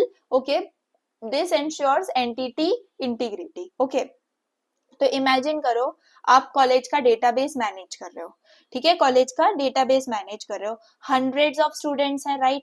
अब how do you make sure each student is uniquely identified? मुझे बताओ, आपके दिमाग में क्या आएगा, रोल नंबर, है ना, और कोई तरीका है क्या, नहीं। तो आपने क्या डिसाइड कर लिया, मैं सिर्फ रोल नंबर के बेसिस पे स्टूडेंट्स सिलेक्ट करूंगा, है ना, क्योंकि आपको सिलेक्शन करना है बस, और कुछ नहीं। सो दैट इज द थिंग। एक दो मतलब मुझे बताओ, क्या दो स्टूडेंट्स का सेम रोल नंबर हो सकता है, नहीं हो सकता। तो obviously every student must have one roll number, तो ये एक यूनिक तरीका हो गया। तो हमने ये यूनिक तरीका ढूंढ लिया, that's exactly what a primary की इज। ओके, ये क्या करता है, यूनिकली आइडेंटिफाई करता है हर रिकॉर्ड को इन अ टेबल। और याद रखो, वो कभी भी नल नहीं हो सकता, it can not be null, because हर एक रो के अंदर, हर एक रो जो होती है हमारी टेबल के अंदर, उसको हमें आइडेंटिफाई करना है, एंड उसको आइडेंटिफाई करने के लिए ऐसा हो ही नहीं सकता कि उसमें नल वैल्यूज हो। ठीक है, so you have to think this thing. तो ये क्या है, आपका प्राइमरी की हो गई। जैसे अभी हम एम्प्लॉय आईडी के, एम्प्लॉयज के टेबल की बात कर रहे हैं, तो उसमें प्राइमरी की हमने कौन सी सिलेक्ट करी, एम्प्लॉय आईडी। क्यों, क्योंकि एम्प्लॉय आईडी से हम इसको प्राइमरी की बोलेंगे, तो एंड इससे हम क्या कर पाएंगे, एक पर्टिकुलर यूनिक एम्प्लॉय को मतलब सिलेक्ट कर पाएंगे। ठीक है, तो ये क्या है, एक यूनिक आईडी है। ठीक है, यूनिक आईडी है। क्लियर हो गई बात। तो ये था प्राइमरी की। अब फॉरेन की अगर हम बात करें, तो foreign key in a relation R1 is an attribute that refers to the primary key of another relation on R2। यहाँ पर बात सुनो, बहुत ज्यादा ध्यान से बात सुनो। फॉरेन की अगर हम यहाँ पे बात कर रहे हैं, let suppose we have two tables. ठीक है, यहाँ पर मैं ड्रॉ करती हूँ। What we have two tables, this is one table and this is your second table. एक टेबल है आपकी डिपार्टमेंट की, किसकी, डिपार्टमेंट की, और एक टेबल है आपके एम्प्लॉइज की। ठीक है, अब डिपार्टमेंट के अंदर क्या होगा, डिपार्टमेंट के अंदर जो प्राइमरी की होगी वो डिपार्टमेंट आईडी होगी। ऑब्वियस सी बात है, क्या होगी, डिपार्टमेंट आईडी होगी। क्लियर है बात। एम्प्लॉइज के अंदर primary key, where each employee works in one department. तो एम्प्लॉय टेबल के अंदर आप डिपार्टमेंट आईडी को भी स्टोर करोगे कि नहीं करोगे। ये दो टेबल्स हैं और हर एक एम्प्लॉय अलग अलग डिपार्टमेंट में काम कर रहा है। अब एम्प्लॉय आईडी तो उसकी ऑब्वियसली होगी, एम्प्लॉय आईडी तो उसकी ऑब्वियसली होगी, लेकिन मुझे बताओ, अगर मुझे एम्प्लॉयज का डेटा मैं फिल कर रही हूँ टेबल में, तो क्यों ना मैं उसके डिपार्टमेंट आईडी को भी स्टोर करूंगी, ऑब्वियस सी बात है मैं स्टोर करूंगी, है ना। It just refers to department ID in the department table. So this is nothing but your foreign key. तो इस केस में जो आपका फॉरेन की होगा, that is your department ID. ठीक है, तो ये फॉरेन की क्या है, ये इस एम्प्लॉय के मतलब एग्जैक्ट यूनिक नहीं बता रहा है, लेकिन हाँ हमारे कॉन्टेक्स्ट में डिपार्टमेंट एक अलग एंटिटी है, तो उसको हमें यहाँ से कनेक्शन दिखाना है। तो कनेक्शन दिखाने के लिए we need to have a department ID also associated in this particular table, जो कि एम्प्लॉय आईडी की एक्स्ट्रा इंफॉर्मेशन, जो कि इंपॉर्टेंट इंफॉर्मेशन है, उसको यहाँ पर बता रहा है। तो ये डिपार्टमेंट आईडी दूसरे टेबल का प्राइमरी की है, लेकिन रिलेशन इसका इस टेबल में भी है, तो हमने इसको यहाँ पर भी इंक्लूड करा हुआ है, तो ये एक फॉरेन की हो गई। क्लियर हो गई बात। तो फॉरेन की एक ब्रिज की तरह है, जो कि दो टेबल्स को कनेक्ट करने का काम कर रही है, एंड ये दूसरे टेबल की प्राइमरी की भी हो सकती है। So I hope you got this thing. Clear है बात, बहुत ज्यादा सिंपल था। तो प्राइमरी की और फॉरेन की को अगर समराइज करें, तो प्राइमरी की क्या है आपकी, प्राइमरी की आपकी यूनिक आइडेंटिटी है। क्या है, यूनिक आइडेंटिटी है या फिर यूनिक आईडी आप कह सकते हो एक टेबल की। और जो फॉरेन की है वो क्या है, थोड़ा सा दिमाग लगाओ, फॉरेन की क्या है, ये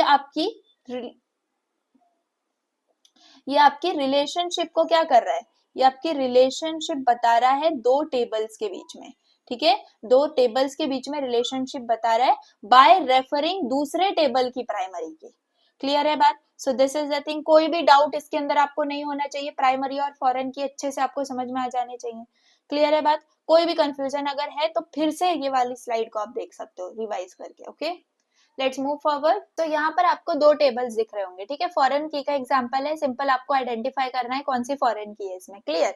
तो यहाँ पर आपके पास दो टेबल्स हैं, एक टेबल है आपका ये जो है this is for your instructor, ठीक है, ये आपके इंस्ट्रक्टर का है, यानी कि आप टीचर कंसीडर कर सकते हो। क्लियर? और ये है आपके डिपार्टमेंट का टेबल, ठीक है, तो ये दोनों भी अलग डेटाबेसेस हैं। यहाँ पर अगर हम बात करें तो यहाँ इंस्ट्रक्टर के टेबल के अंदर कौन सी प्राइमरी की है आप खुद देख के बता सकते हो, तो यहाँ पर ये जो आईडी है ये आपकी प्राइमरी की है। और डिपार्टमेंट के अंदर अगर हम बात करें तो डिपार्टमेंट नेम, बिल्डिंग और बजट, तो सिंपली यहाँ पर डिपार्टमेंट नेम जो है वो आपकी प्राइमरी की है।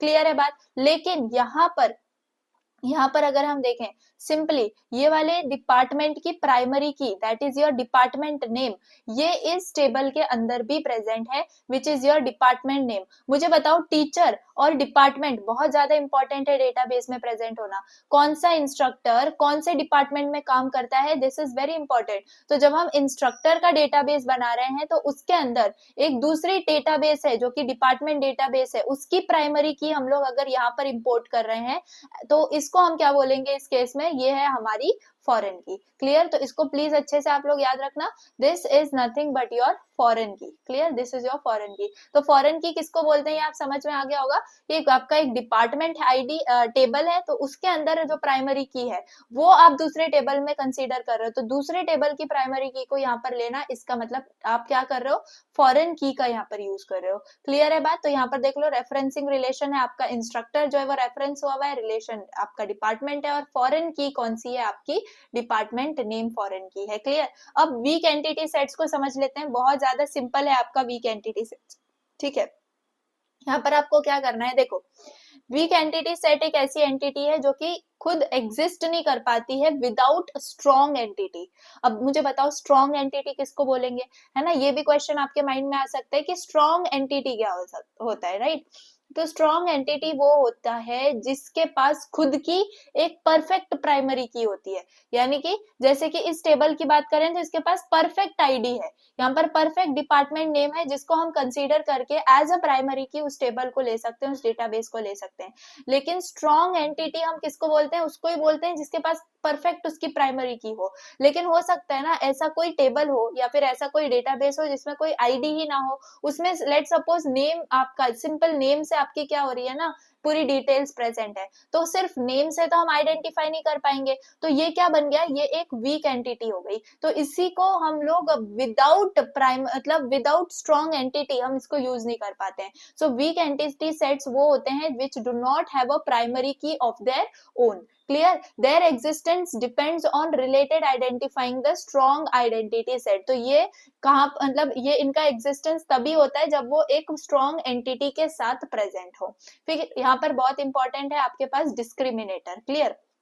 ये डिस्क्रिमिनेटर क्या होता है, इसको हम पार्शियल की भी बोलते हैं बट मैक्स हम लोग डिस्क्रिमिनेटर बोल रहे होंगे। तो डिस्क्रिमिनेटर क्या होता है, ये डिस्टिंग्विश करता है एंटिटीज को within the weak set, यानी कि आपके पास एक टेबल है जैसे मैंने यहाँ पर बात करी। क्लियर? तो उसके अंदर आपका जो मेन आप उसमें समझ पा रहे हो उसमें नेम है, ठीक है, उसके अंदर आपकी एज है, उसके अंदर आपकी क्लास है, ठीक है, तो इसके अंदर जो मेन हम प्राइमरी की कंसीडर कर सकते हैं वो आपका नेम है, इससे ज्यादा ना रोल नंबर प्रेजेंट है, ना आईडी प्रेजेंट है, ना कुछ प्रेजेंट है। तो उस केस में मेरा जो है उसको मैं प्राइमरी की बोलने की जगह मैं डिस्क्रिमिनेटर बोलूंगी, क्योंकि यार हमें पता है सिर्फ नेम से हम लोग नहीं कर पाएंगे, क्योंकि नेम ऑब्वियसली अलग अलग लोगों का सेम नेम हो सकता है, राइट? तो उसको हम एज अ प्राइमरी की नहीं बोल सकते क्योंकि प्राइमरी की हम यूनिक वैल्यू को बोलते हैं, तो उसको हम डिस्क्रिमिनेटर बोलेंगे। अब यहाँ पर उसकी जो प्राइमरी की हम लोग कैलकुलेट करेंगे, ऑब्वियसली हर एक टेबल की प्राइमरी की तो कैलकुलेट हमें करना पड़ेगा, तो उस प्राइमरी की को हम कैलकुलेट करेंगे बाय अ स्ट्रॉन्ग एंटिटी, मतलब एक दूसरी टेबल है, ये तो टेबल दूसरी है जिसमें हमारा नेम हमारा डिस्क्रिमिनेटर है, एक दूसरी टेबल है जो कि उसके साथ रिलेशन में है एंड उसकी प्राइमरी की हमारे पास प्रेजेंट है, तो उस प्राइमरी की को हम ऐड करेंगे डिस्क्रिमिनेटर के साथ, यानी कि उस दूसरी टेबल के उस प्राइमरी की के साथ जिसको हम कंसीडर कर रहे हैं एज अ प्राइमरी की, but it can't be. Okay, तो इन दोनों को जब हम ऐड कर देंगे ना तो हमें प्राइमरी की मिल जाएगी। अब मैं सिंपल अगर आपको इसका एग्जांपल दूं, एकदम सिंपल एग्जांपल दूं, यस आपके पास क्या है, आपके पास एक स्ट्रॉन्ग एंटिटी है। अब स्ट्रॉन्ग एंटिटी में मैं किसको बोल रही हूँ, मैं स्ट्रॉन्ग एंटिटी में बोल रही हूँ डिपार्टमेंट को। ठीक है, डिपार्टमेंट आपकी एक एंटिटी है, क्लियर है बात। अब इस एंटिटी के पास क्या है, इसकी स्ट्रॉन्ग एंटिटी है, इसको क्यों बोला जा रहा है, क्योंकि इसके पास क्या है, प्राइमरी की है, और वो प्राइमरी की इसकी क्या है, डिपार्टमेंट आईडी। ठीक है, तो डिपार्टमेंट आईडी इसकी प्राइमरी की है, इसीलिए इसको स्ट्रॉन्ग एंटिटी बोला जा रहा है, और ये एक एंटिटी मैंने कंसीडर कर ली। अब मैं एक वीक एंटिटी कंसीडर कर रही हूँ, क्या कर रही हूँ, मैं एक वीक एंटिटी को कंसीडर कर रही हूँ, और वो वीक एंटिटी है आपकी, लेट सपोज कोई डिपेंडेंट। ठीक है, कौन है, डिपेंडेंट। ठीक है, अब ये डिपेंडेंट एंटिटी है, लाइक इसके पास जो एट्रीब्यूट है वो मैक्स टू मैक्स हम सिंपल नेम को कंसीडर करते हैं। ठीक है, नेम को कंसीडर कर सकते हैं। तो अब अगर मुझे इस वीक एंटिटी की प्राइमरी की फाइंड आउट करनी पड़ेगी, तो उस केस में मैं क्या कर सकती हूँ, अब ये डिपेंडेंट तो डिपार्टमेंट के साथ इसका रिलेशनशिप है, तो अगर मुझे यूनिकली आइडेंटिफाई करना है डिपेंडेंट को, तो मेरे पास मैं क्या करूंगी, मैं एक डिपार्टमेंट आईडी जो है इसको इस नेम के साथ ऐड कर दूंगी, है ना, मेरे पास डिपार्टमेंट आईडी है एंड फिर उसको मैं उस नेम के अंदर कंसीडर करूंगी, यानी कि वो एक नेम है मेरे पास, लेट से XYZ मेरे पास नेम है, और मेरे पास कंप्यूटर डिपार्टमेंट है, तो अब मेरे पास दो इंफॉर्मेशन आ गई, तो अब इस दो इंफॉर्मेशन को मैं क्या बोलूंगी, मेरी प्राइमरी की बोलूंगी। तो ये क्या है, प्राइमरी की है। अब आपको समझ में आ गया होगा डिस्क्रिमिनेटर और primary key of strong entity का मतलब क्या है। तो ऐसे आपकी वीक एंटिटी सेट्स की जो है ना प्राइमरी कीज को फाइंड आउट किया जाता है बाय यूजिंग दिस फॉर्मूला। अब यहाँ पर देखो, आपके जो वीक एंटिटी सेट्स हैं उसको डबल रेक्टेंगल से क्या करते हैं, डबल रेक्टेंगल से डिनोट करते हैं, ये आपको याद रखना इंपॉर्टेंट है। तो इस डायग्राम को आप ध्यान से देखो, इस डायग्राम को, बहुत सिंपल, ये जो है बीच में ये क्या है, आपका रिलेशनशिप है। ओके, अब ये वीक रिलेशनशिप है, क्यों वीक रिलेशनशिप है, क्योंकि यहाँ पर वीक एंटिटी सेट के साथ रिलेशन है, बस बात क्लियर है। अब आप यहाँ पर देखो तो आपके पास दो एंटिटी है, एक लोन है और एक पेमेंट है। ठीक है, लोन है और क्या है, पेमेंट है। तो मुझे बताओ लोन की क्या हो सकती है एट्रीब्यूट्स, एक तो लोन नंबर हो सकता है और अमाउंट हो सकता है एट्रीब्यूट्स, है ना। अब लोन नंबर और अमाउंट में प्राइमरी की आपको कौन सी नजर आ रही है, लोन नंबर, एंड ऑब्वियसली हम अंडरलाइन करके क्या दिखा रहे हैं कि ये प्राइमरी की है। ठीक है, तो ये क्या बन गया, ये आपकी एक स्ट्रॉन्ग एंटिटी बन गई, ये क्या बन गई, ये आपकी स्ट्रॉन्ग एंटिटी बन गई। क्यों स्ट्रॉन्ग एंटिटी बन गई, क्योंकि इसके पास क्या है, यहाँ पर प्राइमरी की है, प्राइमरी की है। ओके, अब यहाँ पर क्या है, ये लोन नंबर है, अब ये पेमेंट है। अब इसको वीक एंटिटी पहले से नजर आ रहा है, लेकिन कैसे ये वीक एंटिटी बनी, तो मुझे बताओ, ये जो पेमेंट है इस एंटिटी के कौन से एट्रीब्यूट्स है, पेमेंट नंबर है, पेमेंट डेट है, पेमेंट अमाउंट है। मुझे इन तीनों को देख के आप मुझे ये बताओ कि आपको कौन सी प्राइमरी की इसमें लग रही है। पेमेंट अमाउंट तो आपकी प्राइमरी की हो नहीं सकती भाई, क्योंकि अमाउंट तो सबका अलग अलग हो सकता है। पेमेंट डेट, उस डेट पे कितने सारे ट्रांजेक्शन होंगे, आप उसमें यूनिक कैसे निकाले। अब पेमेंट नंबर, भाई पेमेंट नंबर भी मैक्स टू मैक्स कंडीशंस में सेम हो सकता है, लेकिन फिर भी पेमेंट नंबर के अलावा हमारे पास ये दोनों ऑप्शन तो रिजेक्ट हो जाते हैं, तो मतलब एज अ डिस्क्रिमिनेटर हम पेमेंट नंबर को कंसीडर करेंगे। तो ये क्या बन गया मेरा, ये मेरा डिस्क्रिमिनेटर बन गया। क्या बन गया, डिस्क्रिमिनेटर बन गया। तो अब मुझे बताओ, अब मुझे अगर एग्जैक्ट उस पेमेंट को फाइंड आउट करना है, मतलब मुझे इस वीक एंटिटी, अब ये वीक एंटिटी सेट बन गया ना क्योंकि हमें डिस्क्रिमिनेटर मिल गया। अब इसको हमने डिस्क्रिमिनेटर इसलिए बोला क्योंकि ये जो पेमेंट नंबर है ये हमें एग्जैक्ट यूनिक वैल्यू नहीं देगा, है ना, तो यूनिक वैल्यू नहीं देगा, इसलिए हमने इसको डिस्क्रिमिनेटर बोला है। तो अब इस पेमेंट के लिए यहाँ पर डिस्क्रिमिनेटर है, मतलब कि ये क्या है, ये हमारी वीक एंटिटी है। अब वीक एंटिटी का हमारा फर्ज है क्या निकालना है, हमें इसका प्राइमरी की निकालनी है। तो प्राइमरी की निकालने के लिए हम कैसे निकालते हैं, primary key of weak entity is primary key of related strong entity. Obviously ये रिलेशन के अंदर प्रेजेंट है, तो ये जो आपकी स्ट्रॉन्ग एंटिटी है इसका प्राइमरी की यानी कि लोन नंबर। अब इस लोन नंबर को जब हम इसके इस वीक एंटिटी के डिस्क्रिमिनेटर के साथ ऐड करेंगे, यानी कि यहाँ पर प्राइमरी की क्या हो गई, मुझे बताओ, यहाँ पर जो प्राइमरी की है, यहाँ पर जो प्राइमरी की है वो आपकी हो गई लोन नंबर, है ना, इसको आप ऐड करोगे डिस्क्रिमिनेटर के साथ, डिस्क्रिमिनेटर यानी कि पेमेंट नंबर, पेमेंट नंबर। तो जब इन दोनों को हम ऐड करेंगे तो हमें एग्जैक्ट लोन पेमेंट जो है वो मिल जाएगी। तो इससे हम प्राइमरी की डिफाइन कर रहे हैं किसके, हमारे वीक एंटिटी की। तो वीक एंटिटी की डायरेक्ट प्राइमरी की नहीं मिलती है, हमें स्ट्रॉन्ग एंटिटी के प्राइमरी की के साथ उसके डिस्क्रिमिनेटर को ऐड करना पड़ता है, तब जाके हमें क्या मिलती है, वीक एंटिटी सेट्स की प्राइमरी की मिलती है। आई होप यू गॉट इट। अब माय बैड, मैंने ये सारी चीजें अभी ये जो है 3-4 स्लाइड्स पहले से रिकॉर्ड कर ली थी, बट विदाउट मतलब कुछ तो टेक्निकल इशू हो गया एंड ये स्लाइड्स रिकॉर्ड नहीं हो पाई। तो पूरे लेक्चर रिकॉर्ड करने के बाद again I am recording this. तो ये थोड़ा सा सेक्शन है जो कि मैंने लिखा था उस time, again I will teach from this only, क्योंकि हाँ ये सेम चीजें हैं, बहुत सिंपल सी चीजें हैं, लेकिन इंपॉर्टेंट है आपको याद रखने के लिए। तो एक्सटेंडेड ईआर डायग्राम है, ये क्या है, एक्सटेंडेड, इसको एनहांस्ड ईआर डायग्राम भी आप बोलते हो, ईईआरडी। क्लियर। तो ये क्या है, अब ईआर डायग्राम तो हमने पढ़ लिया, राइट, ईआर डायग्राम हमने पढ़ लिया। अब ये है एक्सटेंडेड, इसको हम एनहांस्ड बोलेंगे अगर डबल ई यहाँ पर लग जा रहा है। क्लियर, कुछ नहीं है, एडवांस्ड वर्जन है आपके ईआर मॉडल का फॉर कॉम्प्लेक्स डेटाबेसेस। तो कॉम्प्लेक्स डेटाबेसेस जो होते हैं ना आपके, अब हर बार थोड़ी ना नेम और एज के साथ आप लोग खेलोगे, आपके पास काफी कॉम्प्लेक्स डेटाबेसेस होते हैं, तो उसके लिए जो ईआर मॉडल यूज होता है वो आपका एडवांस्ड वर्जन वाला होता है, जिसको हम ये बोलते हैं क्या, ईईआर। अब this extends regular ERDs with the more expressive power. Okay, तो यहाँ पर सिंपली आपके पास क्या है, एक्स्ट्रा हम लोग इसके अंदर फीचर्स को पढ़ेंगे। तो ये फीचर्स क्या है, तो सबसे पहले सब टाइप्स एंड सुपर टाइप्स हैं। सब टाइप्स और सुपर टाइप्स को ही आप सब क्लासेस और सुपर क्लासेस भी बोलते हो। तो कुछ नहीं, आपके एंटिटीज या फिर इनको हम क्लास भी बोलते हैं। तो सिंपल एंटिटीज से आप अभी फ्रेंडली हो, तो एंटिटीज के बीच में जो है ना आपका इनहेरिटेंस अगर हो रहा है, जैसे इंप्लॉय से आपके जो प्रॉपर्टीज है वो मैनेजर के पास भी जा रही है, क्योंकि मैनेजर ही है जो एम्प्लॉय से काम करवा रहा है, राइट।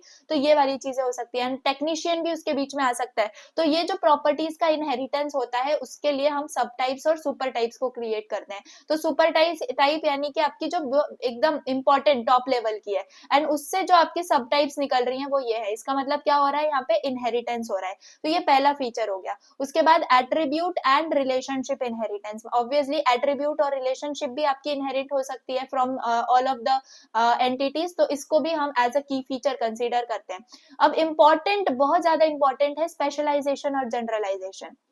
तो ये जो स्पेशलाइजेशन है इसके लिए मैंने लिखा था dividing a broad entity into sub entities. बस ये याद रखो, जो स्पेशलाइजेशन है इसको top bottom approach, top to bottom design बोला जाता है। एंड ये स्पेशलाइजेशन क्या करता है, आपकी एक ब्रॉड एंटिटी होती है जैसे कि एम्प्लॉय, एंड उसको हम डिवाइड कर रहे होते हैं सब एंटिटी को, या फिर ब्रॉड एंटिटी में लेट सपोज हमारे पास है पर्सन। अब एक पर्सन टीचर भी हो सकता है, एक पर्सन एम्प्लॉय भी हो सकता है, एक पर्सन आपका स्टूडेंट भी हो सकता है, एक पर्सन आपका कस्टमर हो सकता है।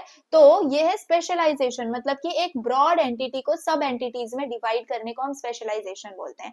एंड उसी का अपोजिट आपका जनरलाइजेशन होता है। जनरलाइजेशन यानी कि आप कंबाइन करते हो सिमिलर एंटिटीज को एंड ब्रॉड एंटिटी को क्रिएट कर रहे होते हो। तो आपके पास छोटी छोटी एंटिटीज है एंड उनको आप कंबाइन करके एक ब्रॉड एंटिटी क्रिएट कर रहे हो, जिसको हम बोलते हैं जनरलाइजेशन। क्लियर है बात। अब एग्रीगेशन होता है एक की फीचर, एग्रीगेशन यानी कि आपकी एक एंटिटीज है, ठीक है, उनके बीच में क्या है, रिलेशन है। अब इस रिलेशन के मतलब रिलेशन ऑफ रिलेशनशिप्स को, ठीक है, रिलेशन ऑफ रिलेशनशिप्स को एग्रीगेशन बोला जाता है। ये सारी चीजें आप लोग आगे की फीचर्स के अंदर डिटेल के अंदर पढ़ने वाले हो, एक एक फीचर। तो यहाँ पर just I have given you the idea. Okay, तो ईईआर आपके एक्सटेंडेड एंटिटी रिलेशनशिप डायग्राम के अंदर क्या की फीचर्स हैं, ये आपको बहुत ज्यादा इंपॉर्टेंट पता होने चाहिए। और इसमें स्पेशलाइजेशन जनरलाइजेशन बहुत इंपॉर्टेंट है, लेकिन फिर भी आप आगे जाके अच्छे से समझ जाओगे अगर अभी नहीं समझ में आया है तो। Okay, then you have next. So यहाँ पर सबसे पहले आपके जो फीचर है सुपर क्लास और सब क्लास रिलेशनशिप, इसको हम समझते हैं। तो ये सब रिलेटेड है आपके हिरार्कीज से। ओके, तो this particular relationship super class and सब क्लास, ओके, इससे हम क्या कर पाते हैं, हम मॉडल कर पाते हैं हिरार्कीज को विद इन द एंटिटीज, जहां पर आपकी एक जनरल एंटिटी है, जनरल एंटिटी यानी कि मेन एंटिटी जिसको हम सुपर क्लास बोलते हैं, ठीक है, उसको हम फर्दर ब्रेक डाउन कर रहे हैं इनटू मोर स्पेसिफिक एंटिटीज जिसको हम सब क्लास बोलते हैं। तो सुपर क्लास को हम क्या करते हैं, सुपर क्लास को हम ब्रेक डाउन करते हैं एंड उन ब्रेक डाउन करके जो क्लासेस बनती हैं उनको हम सब क्लासेस बोल रहे होते हैं, ठीक है। तो ये आपकी सब क्लासेस होती हैं, क्लियर है बात। तो the entity that can have सब क्लासेस, मीनिंगफुल सब ग्रुपिंग्स, उसको हम सब सुपर क्लास बोल रहे होते हैं, क्लियर है बात। तो एग्जाम्पल अगर हम यहाँ पर देखें, you have secretary, engineer, salaried employee, hourly employee, ये सब क्या है, ये एक एम्प्लॉय के सब क्लासेस हैं, ठीक है। तो सुपर क्लास आपकी कौन सी हो गई, यहाँ पर सुपर क्लास आपकी एम्प्लॉय हो गई एंड बाकी ये जो सारे हैं ये आपकी सब क्लासेस हो गई, ठीक है। तो सुपर क्लास और सब क्लास यहाँ पर आपको समझ में आ गया होगा। Now we talk about specialisation. तो स्पेशलाइजेशन में मैंने आपको क्या बताया था, आप डिवाइड करते हो, है ना, ब्रॉड एंटिटी को आप डिवाइड करते हो इनटू स्मॉल एंटिटीज, ओके। तो ब्रॉड एंटिटी है एंड इसको आप डिवाइड कर रहे हो, तो ये क्या हो गई, ये टॉप डाउन डिजाइन अप्रोच हो गई। Obviously software engineering last year पढ़ा हुआ है, तो टॉप डाउन डिजाइन अप्रोच आप समझ पाते हो। तो स्पेशलाइजेशन क्या है, टॉप डाउन अप्रोच है, जहां पर आपकी हायर लेवल, यानी कि जो मैंने आपको बताया था, जैसे अभी एंटिटीज थी, सॉरी एम्प्लॉइज थे, एम्प्लॉइज को आप सब डिवाइड कर रहे हो किसके अंदर, हमने इंजीनियर देखा, सेक्रेटरी देखा, सैलरीड एम्प्लॉय देखा, आर्ली एम्प्लॉय देखा, तो ये सब क्लासेस हैं, है ना। तो ये क्या है, आप डिवाइड कर रहे हो, तो ये डिफाइन करता है सब ग्रुप्स को with in an entity set that have distinct attributes और रिलेशनशिप्स, ठीक है। तो यहाँ पर क्या क्रिएट होते हैं, सब ग्रुप्स क्रिएट होते हैं, यहाँ पर आप सब क्लासेस नहीं बोलोगे, सब क्लासेस आप यहाँ पर बोलोगे, सुपर क्लासेस आप यहाँ पर बोलोगे, लेकिन यहाँ पर आप स्पेशलाइजेशन जनरलाइजेशन के अंदर you will call it as sub groups. तो यहाँ पर सब ग्रुप्स आपके क्रिएट होते हैं आपके एंटिटी सेट के बेस्ड ऑन डिस्टिंक्ट फीचर्स या फिर डिस्टिंग्विशिंग फीचर्स, ठीक है। अब ये जो सब ग्रुप्स हैं इनके पास एक्स्ट्रा एट्रीब्यूट्स हो सकते हैं, एक्स्ट्रा जैसे कि यहाँ पर लिखा हुआ है एक्स्ट्रा एट्रीब्यूट्स, एक्स्ट्रा रिलेशनशिप्स हो सकती हैं which are not present in the parent one, है ना, जो कि ब्रॉड वाली है, सुपर क्लास है, उसको आप यहाँ पर उसके अंदर प्रेजेंट नहीं हो सकते हैं। तो इसीलिए आप सारी की सारी प्रॉपर्टीज इनहेरिट कर लेते हो किसकी, सुपर क्लास की, ठीक है। तो यहाँ पर आप सारी की सारी जो सुपर क्लास की प्रॉपर्टीज हैं वो इनहेरिट कर लेते हो। तो lower class entities inherit all attributes and relationships of the higher level entity, clear है बात, समझ में आ गया। तो ये सारी बातें थी। अब it is represented by a triangle labelled ISA, ठीक है, which is like for example customer ISA person. तो कस्टमर ISA पर्सन में आपकी एंटिटी क्या है, कस्टमर, एंटिटी क्या है, कस्टमर, और ये क्या है, एक टाइप ऑफ पर्सन है but with more specific attributes, जैसे कि उसके पास कस्टमर ID हो सकती है, उसके पास अकाउंट नंबर हो सकता है एग्जाम्पल, तो इसलिए उसको क्या बोला जा रहा है, कस्टमर ISA पर्सन, ठीक है। So I hope you got this thing. अब यहाँ पर ये डायग्राम है स्पेशलाइजेशन का डायग्राम। तो ISA को जैसे मैंने यहाँ पर बोला, ये इसको हम ट्राइंगल से रिप्रेजेंट करते हैं, तो यहाँ पर ट्राइंगल से जो रिप्रेजेंट हो रहा है दैट इज ISA, ओके। सो इस डायग्राम के अंदर टॉप एंटिटी क्या है, स्पेशलाइजेशन यानी याद रखो हमेशा डिवाइड कर रहे हो आप, है ना। तो टॉप एंटिटी आपकी है एम्प्लॉय, क्या है, एम्प्लॉय है, क्लियर। अब फॉर एग्जाम्पल यहाँ पर हम बात कर रहे हैं, अब लाइंस जो एम्प्लॉय से एक्सटेंड हो रही हैं that are extending to your sub entities, जैसे कि अभी एम्प्लॉय है, एम्प्लॉय का ISA के बाद क्या हो जा रहा है, ऑफिसर में है, टेलर हो सकता है, सेक्रेटरी हो सकता है ना, बात सही है। हो सकता है वो कोई पर्सन हो जिसका खुद का नाम पता और एड्रेस हो, क्लियर है बात।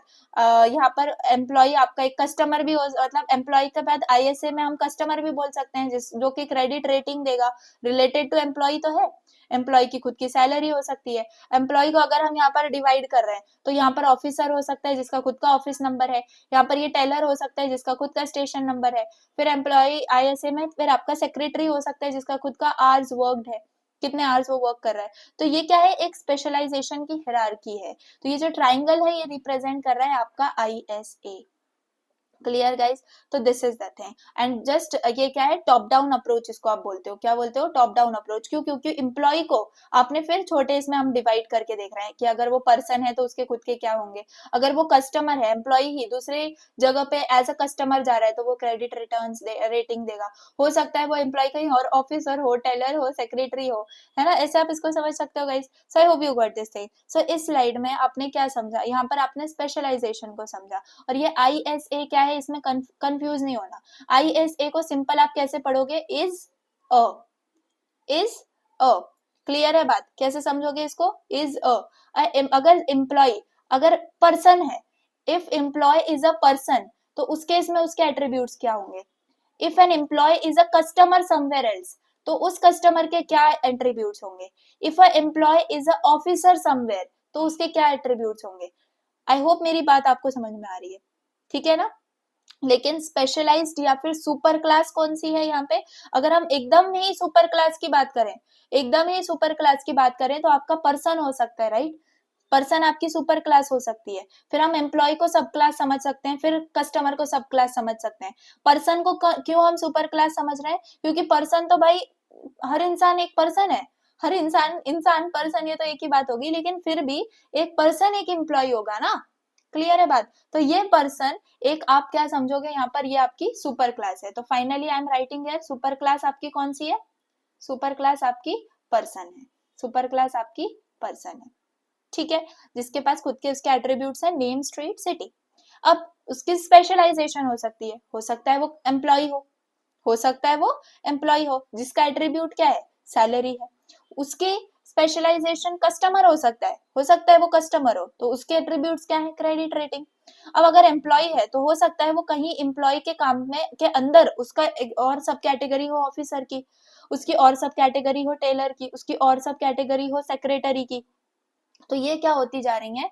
सुपर क्लास से नीचे आते आते आपकी सब क्लासेस होती जा रही हैं, सब क्लासेस होती जा रही हैं। तो ये है आपका हिरार्किकल हिरार्किकल रिलेशनशिप या फिर हिरार्किकल इनहेरिटेंस आप इसको बोलते हो, ठीक है? तो आई होप आप स्पेशलाइजेशन के अंदर आपको कोई भी प्रॉब्लम नहीं आएगी। यहाँ पर अगर हम बात करें एक्सटेंडेड ईआर डायग्राम में बॉटम अप डिजाइन अप्रोच की, तो बॉटम अप डिजाइन अप्रोच क्या है? जनरलाइजेशन। क्या है आपका? जनरलाइजेशन। तो हमने इन दोनों की बात अच्छे से कर ली है।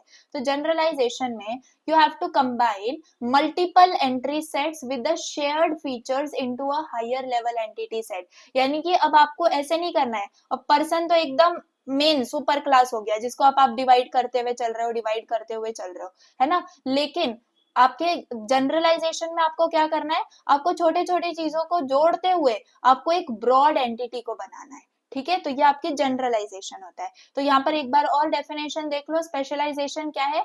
Process of creating sub classes from higher level entity. और जनरलाइजेशन अपोजिट है आपके स्पेशलाइजेशन का, जिसमें आप कंबाइन कर रहे हो सिमिलर एंटिटीज को इनटू अ सुपर क्लास, और दोनों को हम रिप्रेजेंट करते हैं similarly in your ER diagrams. यहाँ पर देखो, अब एग्रीगेशन की बात करेंगे, क्लियर? एग्रीगेशन की अगर हम बात करें सिंपल फॉर्मेट में, एग्रीगेशन का मैंने आपको बताया था। यहाँ पर अगर हम देखें वापस से, यस, यहाँ पर मैंने एग्रीगेशन बताया था आपको, रिलेशनशिप, और वो भी रिलेशन किसके बीच में?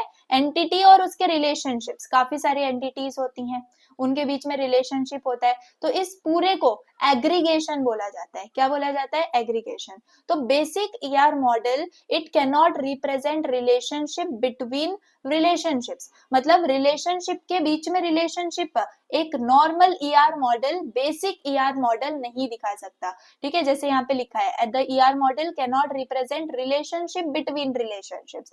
तो एग्रीगेशन ये जो चीज है इसको सॉल्व करता है by allowing a relationship set to participate in another relationship, है ना? हो सकता है कि आप एक ही रिलेशनशिप को दूसरे रिलेशनशिप के साथ क्या करवा रहे हो, यहाँ पे पार्टिसिपेट करवा रहे हो, या मतलब सिंपल एक ऐसा समझो कि आप आपके पास एक रिलेशनशिप सेट है, आप उसको दूसरे के साथ मतलब कंबाइन कर रहे हो, that is nothing but your aggregation, okay? और यहाँ पर सिंपल एग्जांपल की अगर हम बात करें, आपके पास क्या है? एक टर्नरी रिलेशनशिप है, टर्नरी रिलेशनशिप है जिसके अंदर आप देख रहे हो works on, you have employee, you have job, you have branch, okay?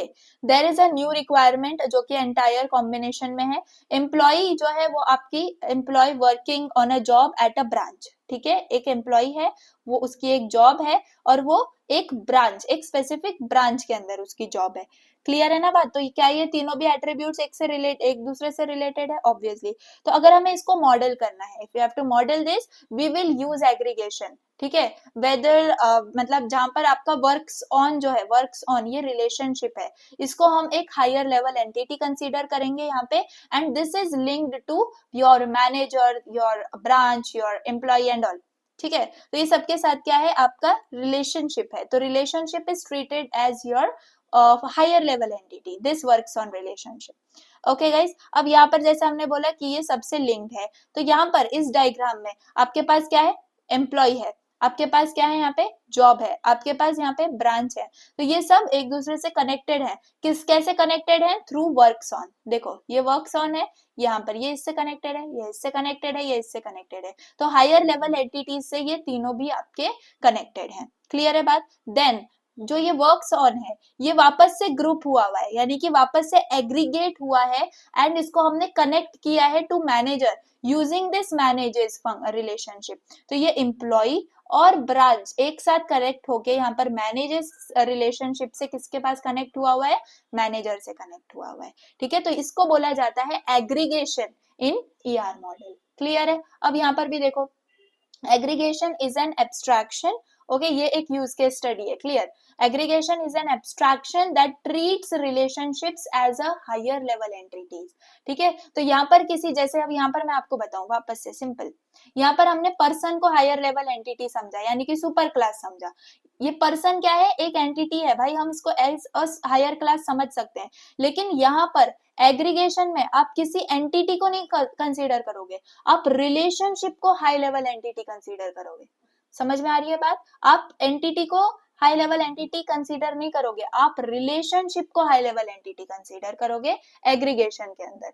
तो यहाँ पर अगर इस यूज केस को समझें, without redundancy we can represent employee works on a job at a specific branch। obviously अगर हम इस वाले रेक्टेंगल की बात करें तो हमें समझ में आ जाएगा कि XYZ यहाँ पर पर्सन है, उसकी वो एम्प्लॉय जो डिटेल्स है उसकी यहाँ आ जाएगी, वो क्या जॉब करता है, उस कौन सी ब्रांच में जॉब करता है, तो ये सारी चीज वर्क्स ऑन फंक्शन से हमें समझ में आ गई।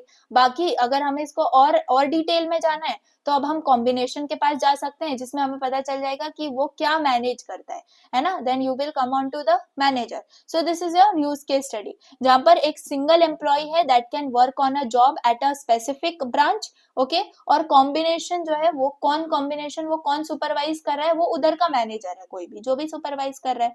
तो without aggregation this would require redundant data या फिर कॉम्प्लेक्स मॉडल्स यहाँ पर हो सकते हैं। तो एग्रीगेशन से हम क्लीनली और सिंपली डिनोट कर पा रहे हैं कि एग्जैक्टली यहाँ पर हो क्या रहा है। ठीक है, बात समझ में आ गई। तो सिंपली एग्रीगेशन क्या है, you need to relate a relationship to another entity. एक रिलेशनशिप को आप दूसरी एंटिटी से रिलेट कर रहे हो। क्लियर है बात। ओके, समझ में आ गई, इसमें कोई भी डाउट आपको नहीं होना चाहिए। नाउ लेट्स मूव, आपके पास ये ईआर डायग्राम है, you have to make for a university database. तो यहाँ पर अगर आप देखो तो आपके पास क्लासरूम है, तो क्लासरूम के अंदर ये एंटिटी हो गई है ना। आपके एट्रीब्यूट्स क्या हो जाएंगे, बिल्डिंग आपके एट्रीब्यूट्स हो जाएंगे, आपका रूम नंबर हो जाएगा, कैपेसिटी हो जाएगी। तो मुझे बताओ इन तीनों में प्राइमरी की कौन से हैं, एक से ज्यादा भी हो सकते हैं, बिल्डिंग आपकी प्राइमरी की, रूम नंबर आपका प्राइमरी की हो सकता है। इन दोनों को मिला दें तो क्या बन जाएगा, बताओ मुझे इसका आंसर। आप लोग आंसर ही दे दिया, ठीक है। अब बिल्डिंग और रूम नंबर, इन दोनों को अगर हम मिला दें तो ये क्या बन जाता है, कॉम्पोजिट प्राइमरी की आपका बन जाता है। ठीक है, जिससे हम यूनिकली आइडेंटिफाई कर पाएंगे क्लासरूम को। अब यहाँ पर डिपार्टमेंट की बात करें तो आपके पास डिपार्टमेंट नेम है, बिल्डिंग है, बजट है। ठीक है, तो मुझे बताओ यहाँ पर एंटिटी आपकी डिपार्टमेंट है, एट्रीब्यूट्स डिपार्टमेंट नेम हो गए, बिल्डिंग हो गई, बजट हो गया, प्राइमरी की क्या होगा आपका, डिपार्टमेंट नेम। क्लियर है। अब कोर्स की बात करें, course ID, title, department name, credits हैं आपके पास। तो यहाँ पर प्राइमरी की क्या होगा, प्राइमरी की तो कोर्स आईडी होगी। लेकिन मुझे ये बताओ यहाँ पर फॉरेन की क्या है, ऑब्वियसली फॉरेन की आपकी डिपार्टमेंट नेम होगा। तो ऐसे ही ये सारे हैं, आप इनको अच्छे से पढ़ सकते हो, है ना। इनके अंदर कुछ नहीं, आपको सिंपल ये दिखाना है कि क्या कौन सी प्राइमरी की है, कौन सी आपकी फॉरेन की है या क्या है। तो यूनिवर्सिटी डेटाबेस का आप ऐसे as a ER diagram create कर सकते हो। ठीक है गाइस। नाउ सो यहाँ पर रियल लाइफ एग्जांपल आपके ईआर डायग्राम का है, and this one is super relatable. देखो, because it's about our university database, जैसे अभी हमने यहाँ पर मैंने आपको बताया था लास्ट स्लाइड के अंदर। तो ये सारी चीजें हैं, ठीक है। तो ये सारी चीजें में आप खुद आइडेंटिफाई कर सकते हो क्या प्राइमरी की है, क्या फॉरेन की है, क्या कहाँ पे आपका जो है कनेक्शंस हो रहे हैं। सारी चीजें आप आइडेंटिफाई कर सकते हो। अब इसका डायग्राम देखो कैसे बना है, सिंपल है, आपको बस थोड़ा सा इसको समझना है, बिल्कुल जरूरी नहीं है एग्जैक्ट आपको ऐसे ही बनाना है, आप अपने हिसाब से जैसे यार डायग्राम बनाना चाहते हो वैसे बना सकते हो। जस्ट ये एक विजुअली रिप्रेजेंट करने का तरीका है आपके डेटाबेस स्ट्रक्चर को, जैसे एक ब्लूप्रिंट आपके हाउस का होता है, ओके वैसे ही आप यहाँ पर अपने डेटा को रिप्रेजेंट कर रहे हो। सिंपल, आप यहाँ पर आ जाते हैं, let's start with our entities. तो एंटिटीज क्या है देख लो, आपके पास यहाँ पर अगर सिंपली बात करें, यू हैव स्टूडेंट, जो भी ऐसे है ना आपके इसमें स्क्वायर के अंदर रेक्टेंगल में, फिर उनके साथ उनके एट्रीब्यूट्स लिखे हुए हैं, तो ये सारे आपके एट्रीब्यूट्स हैं, ठीक है। डिपार्टमेंट है, स्टूडेंट है, टाइम स्लॉट है, you have classroom, you have section, you have courses, you have instructor, तो ये सारे आपके क्या हैं, ये सारे आपकी एंटिटीज हैं। तो स्टूडेंट अगर हम देखें तो उसके पास कौन सी एट्रीब्यूट्स आ जाते हैं, या एंटिटीज के क्या एट्रीब्यूट्स आ जाते हैं, तो आपके पास डिपार्टमेंट नेम है, यहाँ पर बिल्डिंग है, यहाँ पर बजट है। फिर स्टूडेंट की बात करें तो आईडी है, नेम है, टोटल क्रेडिट्स हैं। सिमिलर सेक्शन की बात करें, सेक्शन आईडी, सेमेस्टर, ईयर वगैरह है। तो ये तो आपको पता है कि एंटिटीज क्या होते हैं और उसके साथ उसके एट्रीब्यूट्स क्या होते हैं। देन यू हैव रिलेशनशिप, यानी कि इस एंटिटी का इस एंटिटी के साथ रिलेशनशिप। ऑब्वियसली हम लोग डायमंड के अंदर दिखा रहे होंगे, तो यहाँ पर क्या है, इंस्ट्रक्टर डिपार्टमेंट, यहाँ पर इंस्ट्रक्टर है यानी कि जो टीचर होते हैं, एंड यहाँ पर डिपार्टमेंट है, तो इन दोनों का यहाँ पर क्या है, रिलेशन है। अब यहाँ पर अगर आप ध्यान दो यहाँ पर सिंपली, तो ये जो डिपार्टमेंट नेम है इसको नीचे से अंडरलाइन किया हुआ है, अंडरलाइन किया हुआ है, इसका मतलब ये क्या है, ये यहाँ की प्राइमरी की है, तो ये इस एंटिटी की प्राइमरी की है। इंस्ट्रक्टर के अंदर आईडी आपकी प्राइमरी की है, तो ये देखो ये दोनों एक दूसरे से क्या है, कनेक्टेड है। एंड ये याद रखो, ये जो है यहाँ पर ये डबल दिखाया हुआ है, इसका मतलब ये मस्ट है, क्या है, मस्ट है। और यहाँ पर ये क्या है, ये माइट है, यानी कि हमेशा एक इंस्ट्रक्टर को एक ना एक डिपार्टमेंट से एसोसिएटेड होना ही पड़ेगा, लेकिन ये जरूरी नहीं है कि हर डिपार्टमेंट एक ना मतलब सारे इंस्ट्रक्टर के साथ कनेक्टेड हो। तो ये बात भी आपको समझ में आ गई। तो अभी तक हमने जो चीजें पढ़ी हैं, तो वो यहाँ पर कैसे लाइक डॉट्स आपके कैसे कनेक्ट हो रहे हैं, hope you are getting it, ठीक है। तो ये सारी रिलेशनशिप्स अब आप अच्छे से इसको बैठ के समझ सकते हो, अच्छे से इसके अंदर सारी चीजें कर सकते हो, बहुत ज्यादा क्लियर है। अगर आपको चीजें अभी तक समझ में आई हैं तो it is very clear in your case, ठीक है। तो ये आप ऐसे दिखा सकते हो यूनिवर्सिटी डेटाबेस का। वैसे ही आपका बैंकिंग एंटरप्राइज है, जिसमें ब्रांच आपकी एंटिटी है, कस्टमर एंटिटी है, लोन पेमेंट एंटिटी है, यहाँ पर आपके एम्प्लॉइज हैं, लोन पेमेंट एंटिटी नहीं है, रिलेशनशिप है, यहाँ पर लोन जो है एंटिटी है आपकी, ठीक है। फिर यू हैव पेमेंट, पेमेंट क्या है, वीक एंटिटी है, तो इतना वाला पोर्शन तो हमने पहले ही अभी वीक एंटिटी वाले सेट में देख लिया है ना। और ये वाला पोर्शन भी देख लिया है, देखो आईएसए वाला।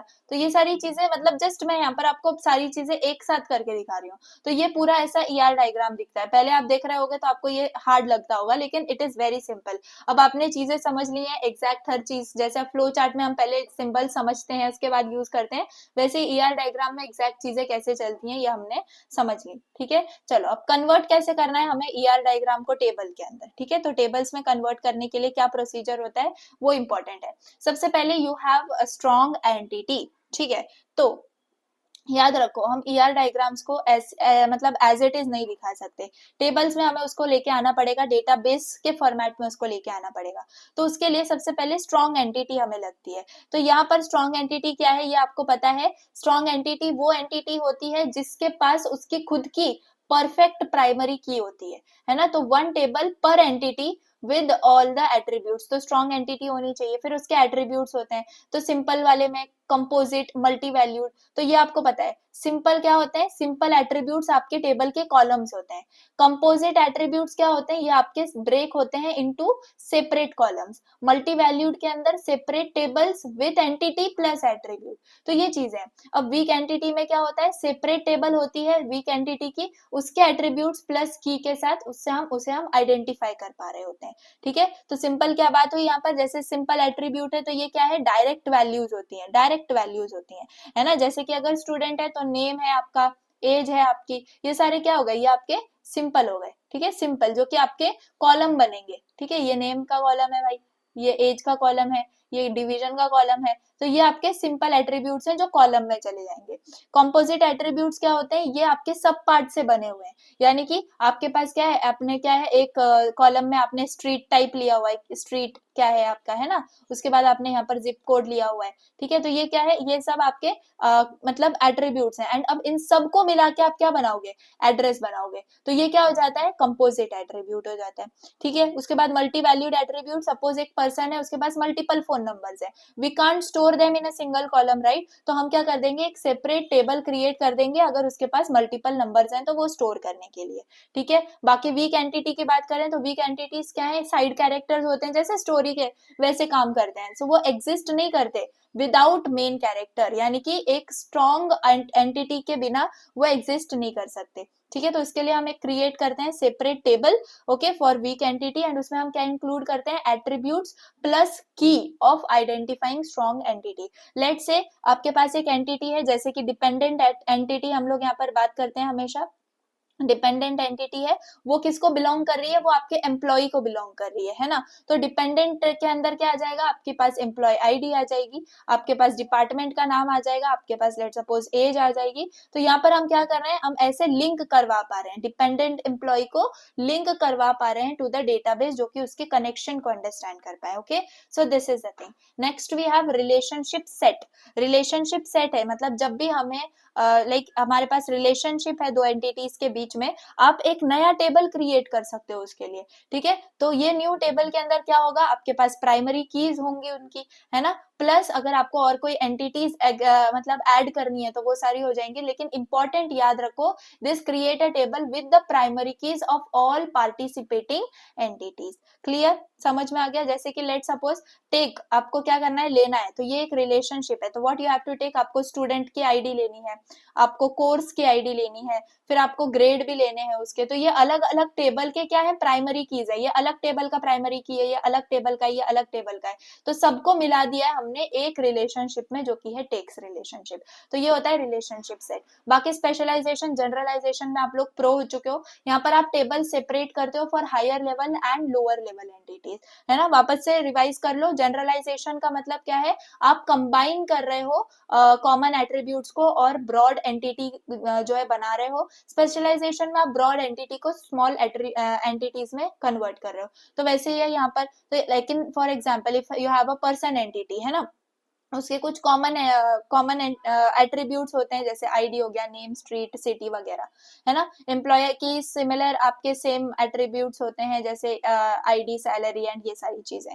क्लियर। तो आईडी क्या है, यहाँ पर आईडी क्या एक्ट कर रही है, as a foreign key in employ also, in student table also, and ये किसको रिप्रेजेंट कर रही है, आपके पर्सन, पर्सन तो मेन है ना, सुपर क्लास है, तो एम्प्लॉय यहाँ पर एम्प्लॉय आईडी और स्टूडेंट आईडी, यहाँ पर ये दोनों भी फॉरेन की आपकी पर्सन एंटिटी से आई हुई है। तो ये आपका स्पेशलाइजेशन जनरलाइजेशन का कॉन्सेप्ट है। फिर आपके पास एग्रीगेशन है, टेबल्स के अंदर आपकी प्राइमरी कीज होनी चाहिए of related entities and relationships, है ना। तो जैसे कि आप रिलेशनशिप तो ऑब्वियसली डालोगे which is inside another relationship, तो कौन सी रिलेशनशिप इनसाइड अनदर रिलेशनशिप है, तो उन सब की प्राइमरी कीज की जो टेबल है वो आप अलग क्रिएट कर रहे होते हो, ठीक है। तो this is what you have for aggregation. तो ऐसे आप टेबल्स क्रिएट करते हो अपने डबल ई आर के बारे में, एंड यहाँ पर हमने ई आर के बारे में बात की, ठीक है। तो यहाँ पर ये ई आर है एंड यहाँ पर ई आर है। आई hope you got this thing, and that is the end of unit 1 guys. If you like guys, please please आप वीडियो को लाइक जरूर करना, कमेंट सेक्शन में बता देना आपको वीडियो कैसी लगी, एंड कहीं पर भी डाउट हो you can definitely come to me and say. ER वाला कॉन्सेप्ट थोड़ा सा कंफ्यूजिंग है, लेकिन बहुत इजी है अगर आप समझ लो। मैंने बहुत ज्यादा इजी करके आपको सारी चीजें एक्सप्लेन करी हैं, एंड आई होप कि आप स्लाइड्स देख के आप उनको रिवाइज कर पा रहे होगे, है ना। तो कोई भी आपको पूछे फॉरेन की क्या है, प्राइमरी की क्या है, कैंडिडेट की क्या है, सुपर की क्या है, आप आराम से आंसर दे सकते हो। बस ये जो मैंने यहाँ पर आपको एग्जाम्पल्स दिए हैं ना, ये एग्जाम्पल्स बहुत इंपॉर्टेंट है, बहुत इंपॉर्टेंट है भाई। ठीक है, ईआर मॉडल कैसे बनाना है सब आपने इस वीडियो में अच्छे से समझ लिया। एंड फाइनली आपका डीबीएमएस का यूनिट 1 यहाँ पर कंप्लीट हो जाता है। आप अब मुझे कमेंट सेक्शन में बताओगे नेक्स्ट आपको कौन से सब्जेक्ट का यूनिट 1 चाहिए, क्योंकि अभी हमने सिर्फ डीबीएमएस का यूनिट 1 कवर किया हुआ है, तो आप मुझे बता सकते हो। एंड नेक्स्ट हम लोग उसी जो मेजोरिटी आप लोग बताओगे कॉमेंट सेक्शन में उससे स्टार्ट कर देंगे। बाकी डीएसए इन मिनट सीरीज चल रही है हमारे चैनल के ऊपर, जो कि काफी सारे लोग सपोर्ट कर रहे हैं। I want more of the students to come in that, क्योंकि बहुत इजीली कुछ मिनट आप अपने डे के देके उस डीएसए को, जो बहुत ज्यादा कॉम्प्लेक्स बना रखा है ना लोगों ने इंटरव्यूज में, मतलब सब जगह जो पूछा जाता है, उस डीएसए को आप कवर कर लोगे इन मिनट्स डेली पढ़ के। So that series you can also follow guys. And बाकी for your academics I am doing as much I can, just I need what is your support and your likes. So obviously share this with your friends, and if you have any doubt on any slide at any time stamp, you can put in the comment section. I'll reply you as soon as possible. Okay, so that's all for the day. Thanks for watching. Bye.